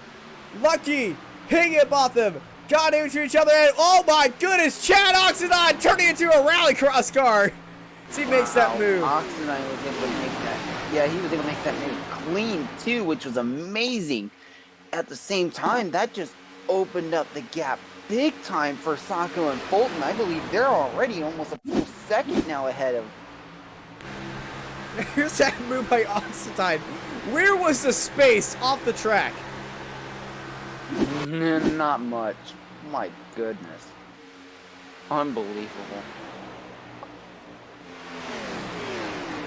Up front, things are looking pretty much the same now, but the person in the lead is Nicholas Sacco. Yeah, Nicholas Sacco having a surprise of the night now. As Derek Fulton is also another big surprise as he's hanging on to second as well. Working on board of Sacco. Sacco's just loving this right now. He's got clean air and he's trying to pull away from Derek Fulton now. This is Mark Truxell getting loose. It's Chad Oxidine and Chris Lukey going side by side into 3 and 4. And the freaky fast Chad Oxidine looking down low and looking for more. Just like those Jimmy John subs. And he just pokes his nose down low and he's got a car lead, just barely a bumper ahead of Chris Lukey up into 6th place. Yeah, and Chris Lukey is just struggling now after that contact from Jason Higginbotham.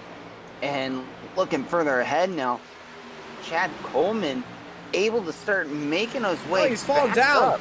He's falling down. That's Derek Fulton in 2nd place.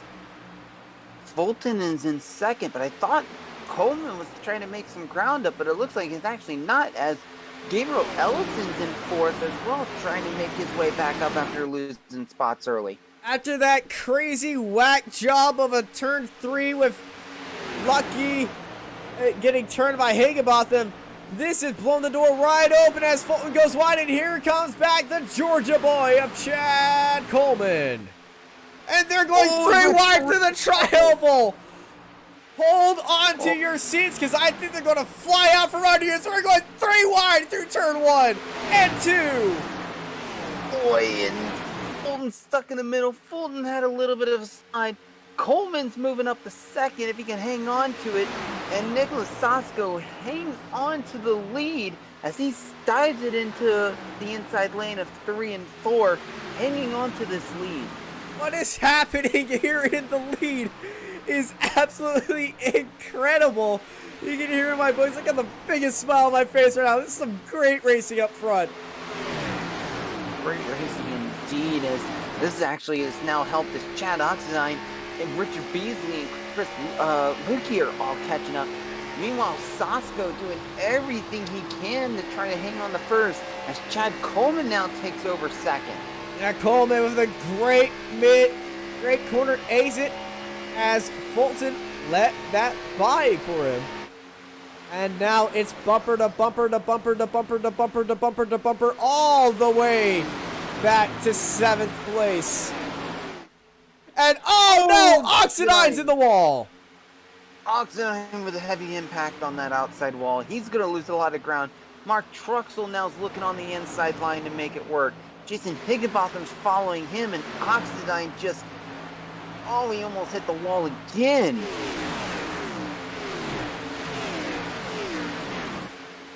Oxide's going to be falling down the field now with that big back left damage, back right damage on his car. I know directions, I swear. Yeah. And oh, whoa, big car got very loose back there. Boy, that could have been, don't know who it was, but that could have been really bad. I think that might have been Critchley. No, it wasn't.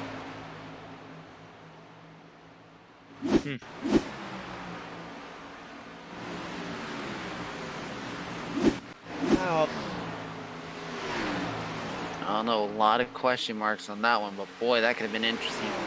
As Chris Coleman now is just stalking Nicholas Sasko, trying to find a way to be able to make this run and take over the lead again.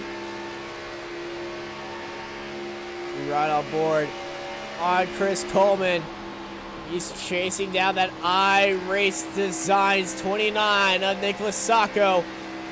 And Nicholas knows how to keep the car in the lead, but Chad Coleman, I don't know why I've been calling him Chris for the past 3 laps, been absolutely on point today, because he's won your stage 1 and 2, and he's looking for that grand slam right now as we now enter 40 laps to go.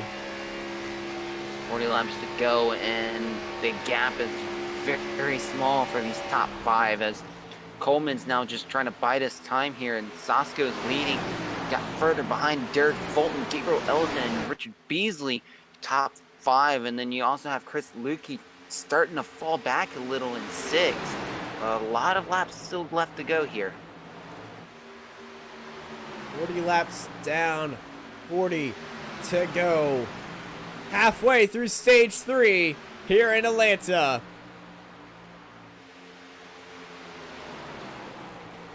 A lot on the line, especially with Sacco. Sacco's playing it safe now. It's further down the field. Everyone's been kind of single file. Nothing too big. Further back, you see 2x2. I believe that was Greg Wellen and Chad Oxidine. Oxidine still just struggling as he's falling back even further now.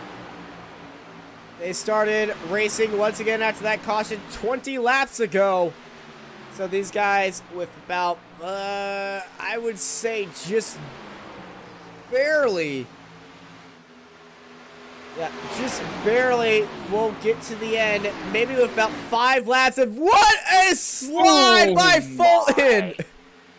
Fulton had to save the night at least one of them. As we got Caution's out. Caution's out. Richard, Michael Adamson involved. Adamson is a dead stop right now. Ooh, heavy damage. Oh no! Richards and Adamson got into each other. Oh, this might hurt. Off the Oh, exit. actually, It's just a little small left little. tap down low, but Yeah. Richards. Adamson kick. had nowhere to go. Adamson had nowhere to go on that. Man, that was rough. Absolutely. Let's ride on board with Critchley. As you can see, the smoke going. He dives down low. He sees both those cars going low. And once again, Critchley through the middle. I don't think he lifted Gosh. again. I don't think he did. My goodness. Well, back up to the guys in the lead. And once again, with 38 laps left, they're going to go into the pit lane. And Coleman, actually, Sacco stayed out. Coleman is putting a gamble, and he's looking for those fresh tires. But if he pits right now, he will make it to the end. If the leaders of Sacco, Ellison, Fulton, Beasley, Truxell, Kendall, Steck, Wellen, and Tucker, your top 9 currently, don't go into the pits, they're going to be struggling off that restart. So this might be the absolute dream move for our race leader. As it's going to be a big move for Chad Coleman, but I mean, it's kind of the right move. As I mean, we're down to less He's going to than have a 40 to lot go. of traffic. He's going to have a lot of traffic behind him. Absolutely, he's going to have a lot of traffic. First car that did not pit or the last car that did not pit was the 57 of Pete Polini. I mean, still, all of these guys pitted 20 laps ago when the previous caution happened. So it's going to be very interesting. Yeah, honestly, if I was Chad I don't think Coleman, they'll make it on pit stops, though. I don't think they'll make it on fuel, barely. I don't think so, and that's the whole thing. I think if I was Coleman, is Coleman's back in the pits? No. He's just holding it out low. He's just doing his own thing. Yeah, but yeah. Okay, that's weird when it does that, when the timing does that. But if I was Coleman though, knowing you've got fresh fuel, you got full fuel, fresh tires, you're gonna have to make it about 35 laps once we get back under green. He's got a good opportunity to make it work, and that's the whole thing. I think if I was Coleman, play it safe, let Lucky be the aggressor, follow him, and just bide your time and avoid any incidents that happens, because I mean it's his race to lose now, in my opinion. It is definitely his race to lose, but don't count out Coleman, because he's got our pole sitter Lukey right behind him, Jason Higginbotham, Curtis Critchley, the Mad Lad, Keith Bradley, Chad Oxendine, Robert Richards, and Derek Mullins. All those guys have an opportunity to fight with each other and hold each other up, but they can push through the field together, and that might bring out another caution. Yeah, and that could easily bring out another caution, but yeah, I think some of these guys with fresh tires, I think they need to just play the safety game here, knowing that a lot of these guys further ahead, it's still a big question mark. No, they won't be able to make it on fuel, and it's going to be very close to see what these guys do, but you're going to have to play it safe, especially for now, and then once it gets closer near the end, and when some of these guys do pit, if a caution doesn't come out, it's going to be a big question mark on what happens next. Absolutely. As the lights go out on the pace car, these guys head through Atlanta 1 and 2. It's about to get crazy.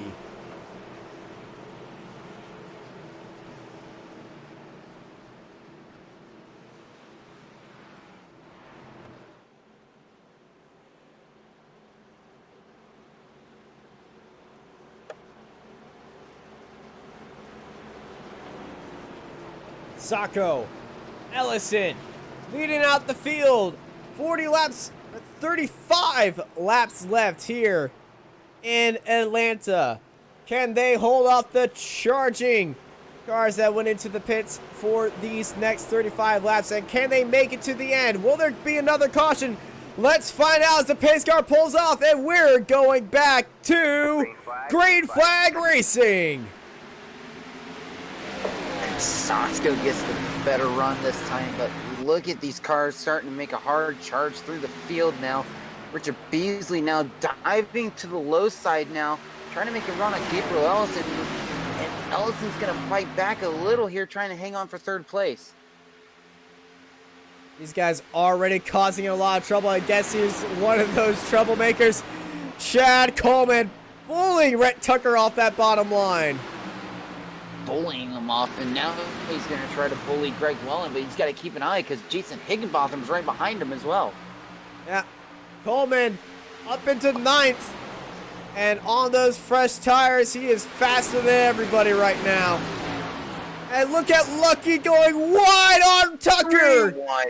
And Tucker's loose. Tucker's loose. Oxidine's down low, and they keep it going straight. They keep it straight, but man, Lukey barely touched Tucker, and it touched him in the right spot where it got him loose, and Tucker's in the wall. Right. Oh, someone in the grass. And big wreck, I hear.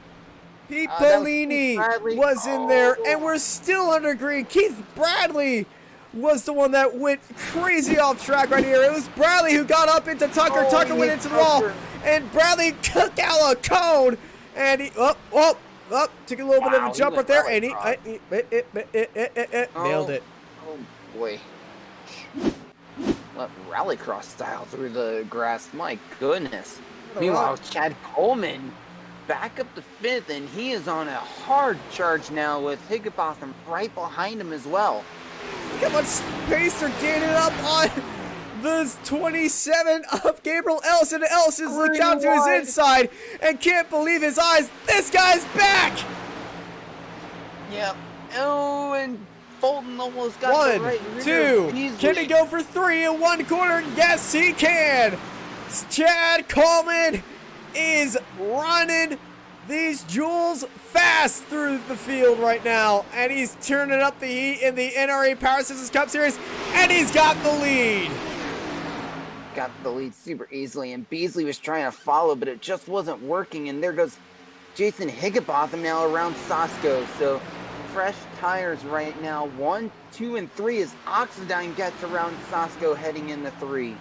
Oxide also one of those fresh tire pickers as Sacco and Beasley are just a stick in the mud right now as Chris Lukey, he is just trying everything. He's going to run it around to the outside right here of Richard Beasley, and then he's going to swing it down low on Nicholas Sacco, and it looks like he's playing Grand Theft Auto as he's up in the 4th. Yep, so already, and you see further back, Robert Richards up 20 positions on fresh tires as well, and he's going to make a run on Nicholas Sasko for 5th. Scratch that, 21. That's our biggest mover of the night. Robert Richards started 26. Zimmerman! Eric Zimmerman is stopped, and big. This is a big incident. This is a big incident. Got loose coming out of 4, and boom. Yeah, that's a pretty big hit. And Coleman's probably loving this. Is out, and that is not what Coleman wanted. I don't think that was what Coleman wanted, but at the same time, it was early on. Nicholas Sacco, he did want that. Yeah. At the same, looking at it too. Oh, Higginbotham. Oh, what happened? What? Higginbotham just is on the grass. He had an issue. Whoa. Did he blow an engine? Oh my. Something had to have happened. Okay, so caution's out. He's got nose damage, actually. Yeah, so what happened? I think he was just running below the white line and just caught off guard by it. I don't know. And an update on pit road, everyone's in the pits except for Coleman, Oxidine, Lukey, Richards, and Bradley. Higginbotham, though. Well, here it comes. Figure out what happened. Oh, he shifted down. He just spun out the wheels. Oh, that's a strange incident for Jason Higginbotham. As Sacco wins the race off pit road, he's going to be starting in 6th place on 11 lap pressure tires. Yeah, it's going to be very interesting, but yeah, interesting situation with Jason Higginbotham. That was a small mistake. But he was... I don't know, but that was a really bizarre incident there. Something you definitely would not see. It certainly was. We'll be right back after these messages.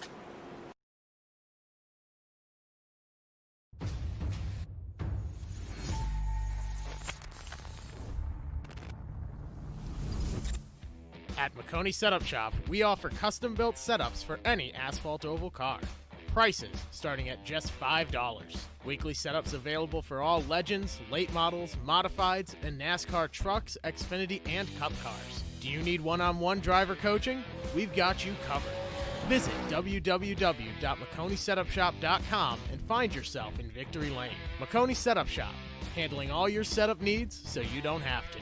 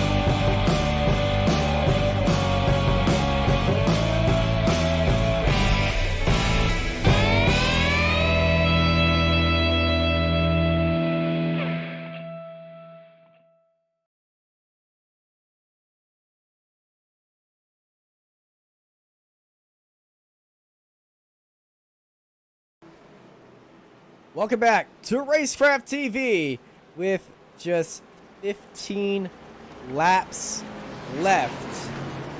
Coleman leading out the field, looking for a grand slam, but that caution, the freshest tires in the field are starting from 7th back.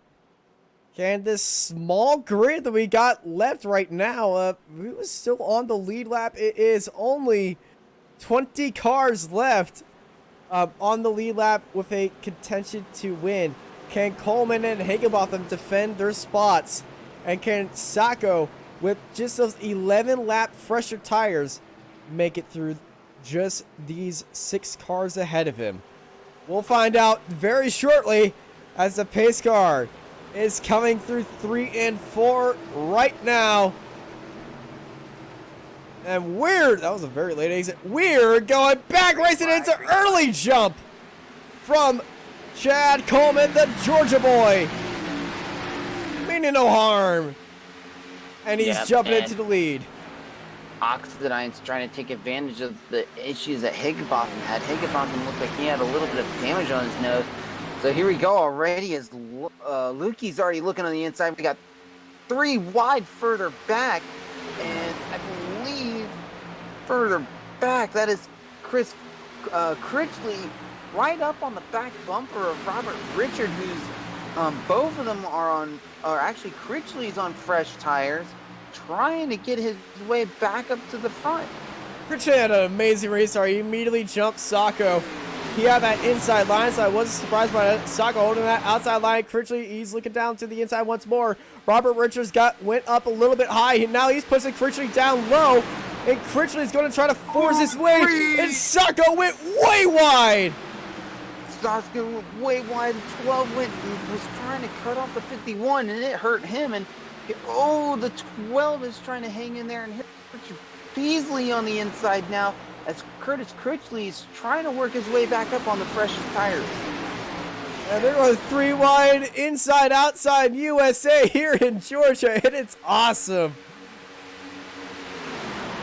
And Critchley down on the inside line, trying to make quick work of Justin Higginbotham, and he looks like he will. And here goes Beasley with the push. Oh my! Caution is out. Wreck. And it's Sacco. Sacco's crashed. Oh, man. Sacco is out. Sacco got into Beasley, who Truxell came up to him, and no. It was violent. Well, the 12 had a really violent too. Oh, my goodness.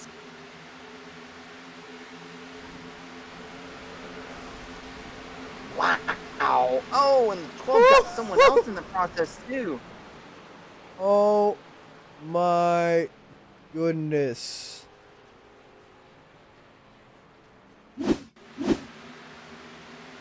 Let's ride on board Rhett Tucker, because I think he may have saw his life flash before his eyes right here.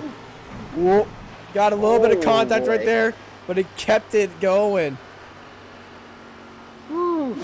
Boy, if I was Rhett, I would be getting tires and a new pair of pants. A new pair of pants, new fire suit, because it's probably already through the fire suit as well. Yeah. Man, that was a wild ride. That leaves 20 laps to go. First one's taking tires. Lukey, not the first one. Mark Truxell, he was involved in that incident. He's taking tires as well, but everybody else staying clean. So this is all about track position now. Yeah, and Lucky is thinking he can get fresh tires. He's going to take an opportunity to just go full out as we're working lap 183. So less than 15 laps. We're going to probably have about less than 15 laps to go when this green flag comes out. And like you were seeing earlier, it was roughly about 15 laps that you can go full out before those tires fall off. So I wonder if that's what Lucky is going to do and try to force his way through a lot of the traffic to try to work his way up to the front as quick as possible. Indeed, he is definitely going to try that. And here on Racecraft TV, it's going to be an absolute banger of an end to the race, as we'll be right back after these messages.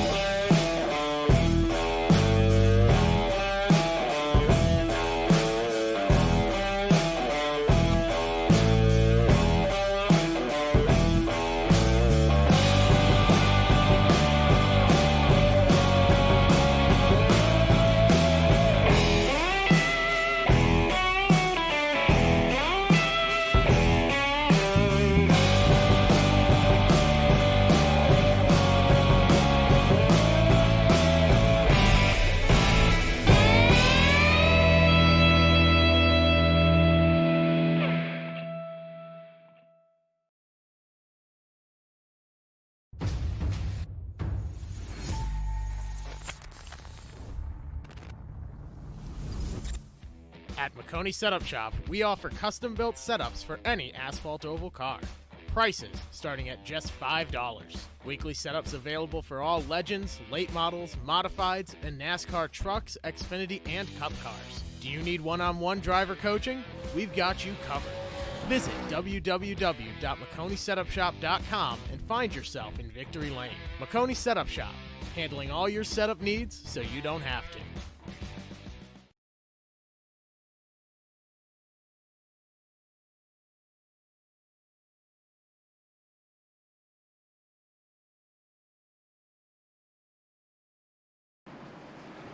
Welcome back to Racecraft TV. With just 15 laps remaining, we are under yellow here for the NRE Power Systems Cup Series Southern Heat 300 here on Racecraft TV at beautiful Atlanta Motor Speedway. And oh my goodness, the tension couldn't get higher. Coleman and Oxidine on old tires lead out the field ahead of the new tire mafia of Curtis Critchley. And Jason Higginbotham, he's staying out there. He had old tires, but everyone behind them on fresh tires. Can he keep it going? It's going to be very interesting as Coleman's letting the pace car get out a little bit here as they're getting ready to go through 4 now. Pace car pulling off, and let's go. Back to green flag racing here in Atlanta. Big start for Chad Coleman, but at the same time, Oxidine could not close off Critchley. Critchley is on the freshest tires, and Oxidine almost gets side by side with Critchley. And Critchley on the fresh tires is going to start making a hard charge. Higginbotham defending hard for Beasley. They're four wide in the background. And Critchley is wide open. Good battle here between Chad Oxidine and Garrett Fulton. Critchley is closing in on Chad Coleman. Higginbotham got turned around, and he saved it. But behind him, the 10 of Richard Beasley got turned into the ground, and he's kept it green. Yeah, Chad Coleman and Critchley is now within 0.8 of a second. Not even 1/10 of a second now for the lead right now as we're looking back at the... Boy, oh boy, what a save. And Curtis Critchley now takes over the lead. Chad Coleman is at hornet's nest over place now. Coleman holding that outside line, but look who's back. It's number 7, Derek Fulton. He's on fresh tires, and he's crazy aggressive. Crazy aggressive, and you just see Coleman Oxidine sliding around. Oxidine sliding around. Fulton's now just giving a huge push to Critchley. Critchley's trying to get the gap, and it's not going to work. Here goes Fulton now trying to get the run on Chad Coleman now. And Fulton's got Coleman. Coleman just wanting a miracle. He gets it to the back of Critchley, and now it's Gabriel Ellison who waves hello again. It's me. I'm going for that win. And Coleman loses the 5th now as we're... Oh, I see someone got turned. Someone got turned. Chris, look, he got turned. All right, man. Caution's out. Lukey Big damage. is around. Boom. Oh! Beasley. That... And Chris Luck. Yeah, go ahead. Oh my, yeah, that was rough.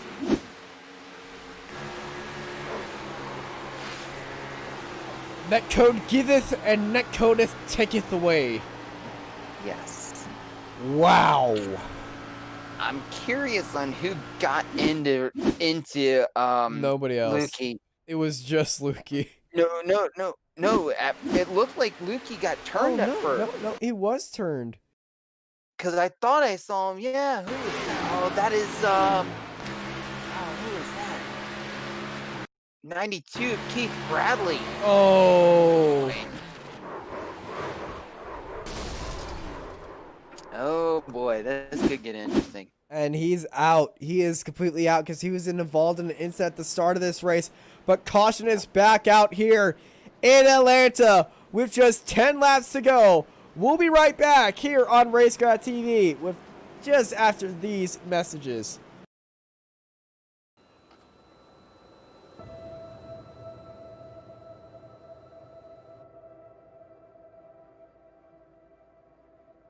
Can you see it? It's right there. Hidden behind an assortment of vibrant colors and corporate branding schemes. Look closer. Past the nearly 200 tons of handmade American steel. And beyond the highest quality, custom-designed electrical components and systems in the industry. Deeper still, to the very core. That's where you'll find it. The heart of NRE. Heart is what makes us who we are. Heart is why NRE products and services are made with more. More precision. More grit. And more passion.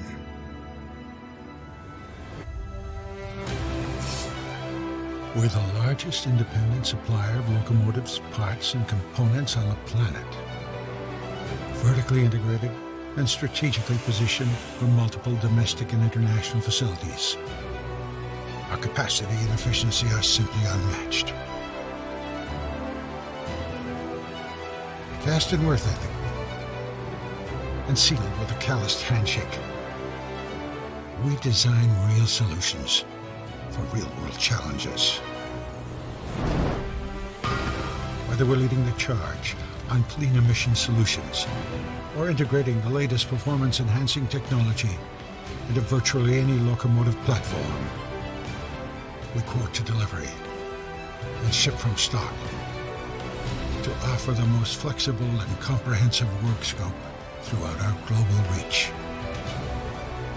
Our customers call it a return on investment. We call it the return of North American pride. Do you see it now? It's there. A raging fire that burns inside each and every designer, welder, engineer, and NRE team member. Heart is our anthem. Passion is our fuel.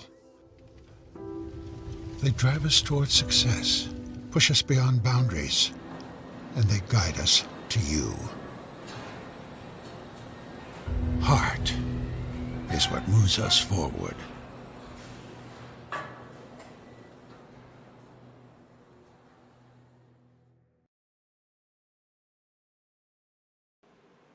Welcome back to Racecraft TV here in Atlanta for the Southern Heat 300 for the NRE Power Systems Cup Series. With just 8 laps to go, it's Critchley, Fulton, Welland, Ellison, Oxidine, your top 5 on fresh tires. And oh boy, it's going to get extremely interesting up at front. And I'm going to steal Tyler's trademarked line. I feel like some haymakers about to get thrown. I could agree with you on that. Green flag, green flag. And here we go. Green flag racing, and Fulton jumps into the lead. But he wasn't in the lead, though. Interesting. It could be a black flag potentially for Derek Fulton. Curtis Critchley, he's starting to make a run back, as well as Greg Welland now. He's hanging on the third and just looking at trying to make a move here. Critchley looks on the inside line, and Welland way up on the high side. Yeah, Welland looking high. Side by side they go. Coming out of 3 and 4, and here comes Greg Welland with that speed. Welland with a great speed on exit, but now he's going to lose it a lot on the turn here. And it looks like, get on board of Derek Fulton. Welland had to stay in line as, ooh, he goes down on the low line. Here goes Greg Welland now on the inside line. Welland on Critchley. Side by side they go. He wants to be the American on top of the podium, trying to hold off the 2 Canadians in the lead. And Welland got a little bit sideways. Ellison had to check up a bit as he almost door banged Chris Critchley. As here goes Welland now taking over second. Oh, Critchley's in the wall. Critchley in the wall. Derek Fulton hanging on to it, and there goes Fulton now on the block. I'm guessing Derek Fulton is not getting a black flag for that start. I'm guessing it was okay in the rule book, and here comes Welland. And Welland on the inside line, gonna power move it into one, and Ellison as well power moves it into one. And taking over the lead, it's the Pence Baseball Academy car of Greg Welland here in Atlanta with just 4 to go. Greg Welland doing everything he can now as we're on board on the back of Greg Welland, trying to do everything to go as they cross the line to start lap 198. Coming into turn 1, and it's still side by side as Gabriel Ellison trying to find a way to around, but it's not going to work as we're still side by side for the lead. It's Fulton and Welland. Welland, he has the tires to do it. Both these guys have the tires to do it, but Fulton is using all the track to his advantage. Welland is holding that inside line, trying to do anything he can. Critchley's dropped off, and I think he's just wanting to play it safe right now. But Ellison, he's looking eager as a beaver to get up there into the lead with 2 laps to go. Welland goes high. He puts the block on Fulton, and here comes Ellison. And Welland's going to put the block on Ellison. Ellison's going to try to do everything he can, but he's now blocked by Derek Fulton on the high line. It's the Hunter Pence car again of Greg Welland taking the lead here in white flag. 1 flag to go for the Southern Heat 300 for the NRE Power Systems Cup Series here on Racecraft TV in Atlanta. Ellison, Welland battling it out for the lead. We're going to have a drag race here through turns 3 and 4 as it's Greg Welland and Ellison battling out for the lead. Ellison trying everything he can, but it's not going to work. Trying to get side by side, but Greg Welland wins the race. What a win for Greg Welland right there. The Californian knows how to get it done at the end of a race. 64 thousandths of a second was at the line for Greg Welland, beating Gabriel Ellison, who charged the entire. The charge was absolutely insane. And the Hunter Pence Baseball Academy car is back in victory lane for the McConaughey Setup Shop. Victory lane going to Greg Wellen. And at least now I can say this as well. I'm 1 for 2 now on picks. Oh, what a run by Greg Wellen. He was having to make some crazy moves to avoid some incidents, and what a great finish, and was able to pull it out in the end and win that race. Absolutely, it was. And wow, we had a absolute firecracker of an ending race. And let's go talk to our McConaughey Setup Shop victory lane. Our race winner, the Hunter Pence Baseball Academy driver, Greg Wellen. How was that, man? Holy cow, that was as edge of your seat as it gets in sim racing. That was a lot of fun. You won by 64 thousandths of a second across the line with a 8-lap sprint to the finish. What was going through your head during that caution? Honestly, I was just going to be happy with a 4th place finish. Just take the points after the race I've had, but then the 7 chose the outside. I was like, oh, I've got an advantage here. I can time them better. And I did, and then I just kept getting runs, and it paid off. Well, you certainly got runs like they were home runs, and it certainly was a home run for you here in Atlanta. You take the win, and wow.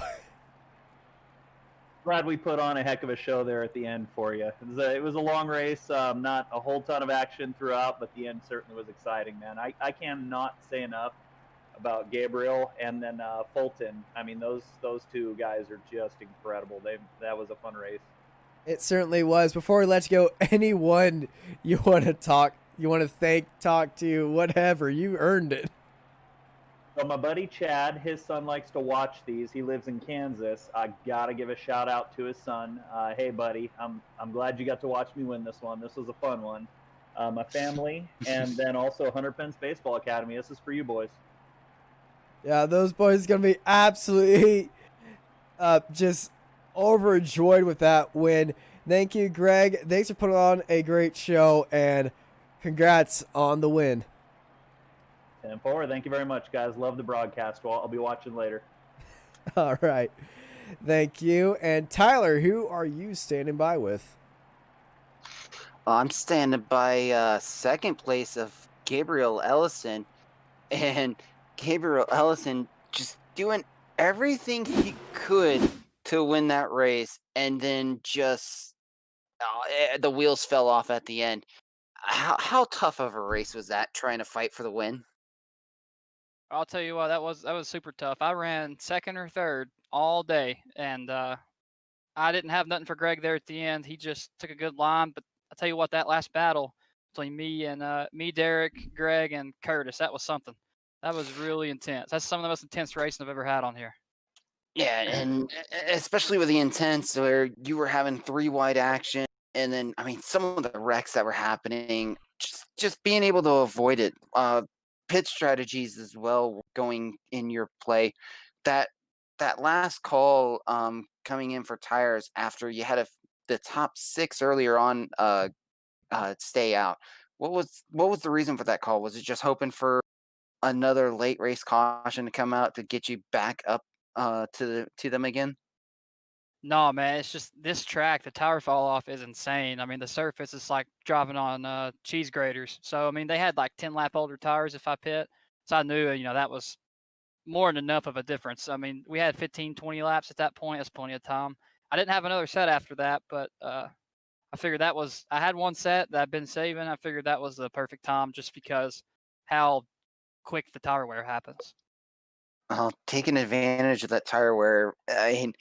Awesome battle again for you, Gabriel. Finishing out second. I know you got some sponsors in that. I know you got some sponsors and stuff you want to shout out. Giving you the floor on that. Oh yeah. So shout out to we got the G-Pop protein popcorn Raise Energy. Use code NEEDSPEED for 10% off there. Huge thanks to Michael McKinnon and Brady LaBeouf for putting the league on here. They do a great job, and thank you guys for putting the broadcast on. Gabriel, awesome race again, especially trying your best to get that win and being one of the front runners all race long. Hats off to you again on the race. I mean, I know you're happy with a second place finish, so congrats again on the second, and we hope you have a good run again next week as well. All right. Thank you. I appreciate it. Have a good night. And Austin, I know you're I know hanging over with third place finisher after he had a wild night as well. Yes, I am. I'm standing by with Derek Fulton. He was looking like the absolute favorite to win this race after that restart, but it all came down to with 2 laps to go. Derek, how was that race for you? Oh, that was a ton of fun. I haven't had that much fun racing these cars in a long time. So just good, clean racing up front by everybody involved. And, you know, it's just one of those things where you got to get your spot in line and hope the draft kind of works in your favor and you kind of shuffle around in the right spot. And unfortunately, I just didn't have that happen tonight. Greg made a good job of just making it happen when he had to and doing it when it counted. So. Well, you had a great race in your Toyota Camry. You jumped up 11 spots from where you started. Talk about how this race was and moving up through the field. I was just trying to keep the tires cool for the most part. And it's been a while since I've drove this car, so it took me a little bit to get my feet underneath me with it and just tiptoeing through the corners, not to spin out. And it was a lot of fun. It was a handful all night long, but I think everybody had the same thing going on. It was a handful for everybody. Well, you kept the tires in check, and you came up there in P3, which is always a great finish. Before we let you go, anyone you want to thank? Yeah, thank B-Leaf for coming on board with the team, Butt Kicker, and Phantom GFX, Facebook, as well as Outlaw Esports coming on board with the Intimidators, the team name here. Just like to thank all of them and thank you guys for doing a great job here tonight and thank all the guys that are in charge and that make this thing run. All right. Thank you, Derek, for putting on a good show today. Hope you have a good night with that pretty all right finish. And we're going to give it over to Tyler, who has some closing thoughts. Yeah, I mean, the whole race in general and seeing a few. Actually. Oh. I've completely forgot to mention the race results. Oh, yeah, you better do that real quick, Austin. Yeah, we got so excited that we completely missed over our final race results here, which would have been awkward. Better do that. Yeah, so let's do that right now. And these are our race results. Greg Wellen takes the win, followed by Gabriel Ellison, Derek Fulton, Curtis Critchley, Chad Coleman, Max Steck, Mark Truxell, Ryan Kendall, Rhett Tucker, Richard Beasley, Nicholas Sacco, Jason Higginbotham, Chad Oxnine, Pete Polini, Derek Mullins, Michael A. Adamson, Robert Richards, Clinton Sneed, Keith Bradley, Chris Lukley, Brandon Bullock, Eric Zimmerman, William Locklear, Drew Lewis, Andrew Hurley, Bradley LeBouf, and Jonathan Munda at the end of the grid. And it's the 27 cars, and what a amazing race we had here. Now on to Tyler for some closing thoughts. Yeah, I mean, amazing race. I mean, some of the start of the race was really good, really unfortunate as well for a few. I mean, couldn't even get a lap in and had a big moment. Bradley the Buff, just another unfortunate circumstance. I mean, great racing throughout. I mean, what a battle that we saw from a lot of the top guys. I mean, Chad Oxidine, Jason Higginbotham. I mean, it seems like these guys are just going to show us even more and more competitiveness as this goes on. And I'm looking forward to next week because who knows what to expect, especially with Greg Wellen winning tonight and seeing how close a lot of the racing's been. Absolutely. This race here at Atlanta was absolutely manic, and I can't wait for next week. Thank you all for joining us for the NRE Power Systems Cup Series here for the Southern Heat 300 at Atlanta Motor Speedway here on Racecraft TV. I've been joined by Tyler Vickery. I'm Austin Knight, and I hope y'all have a great night.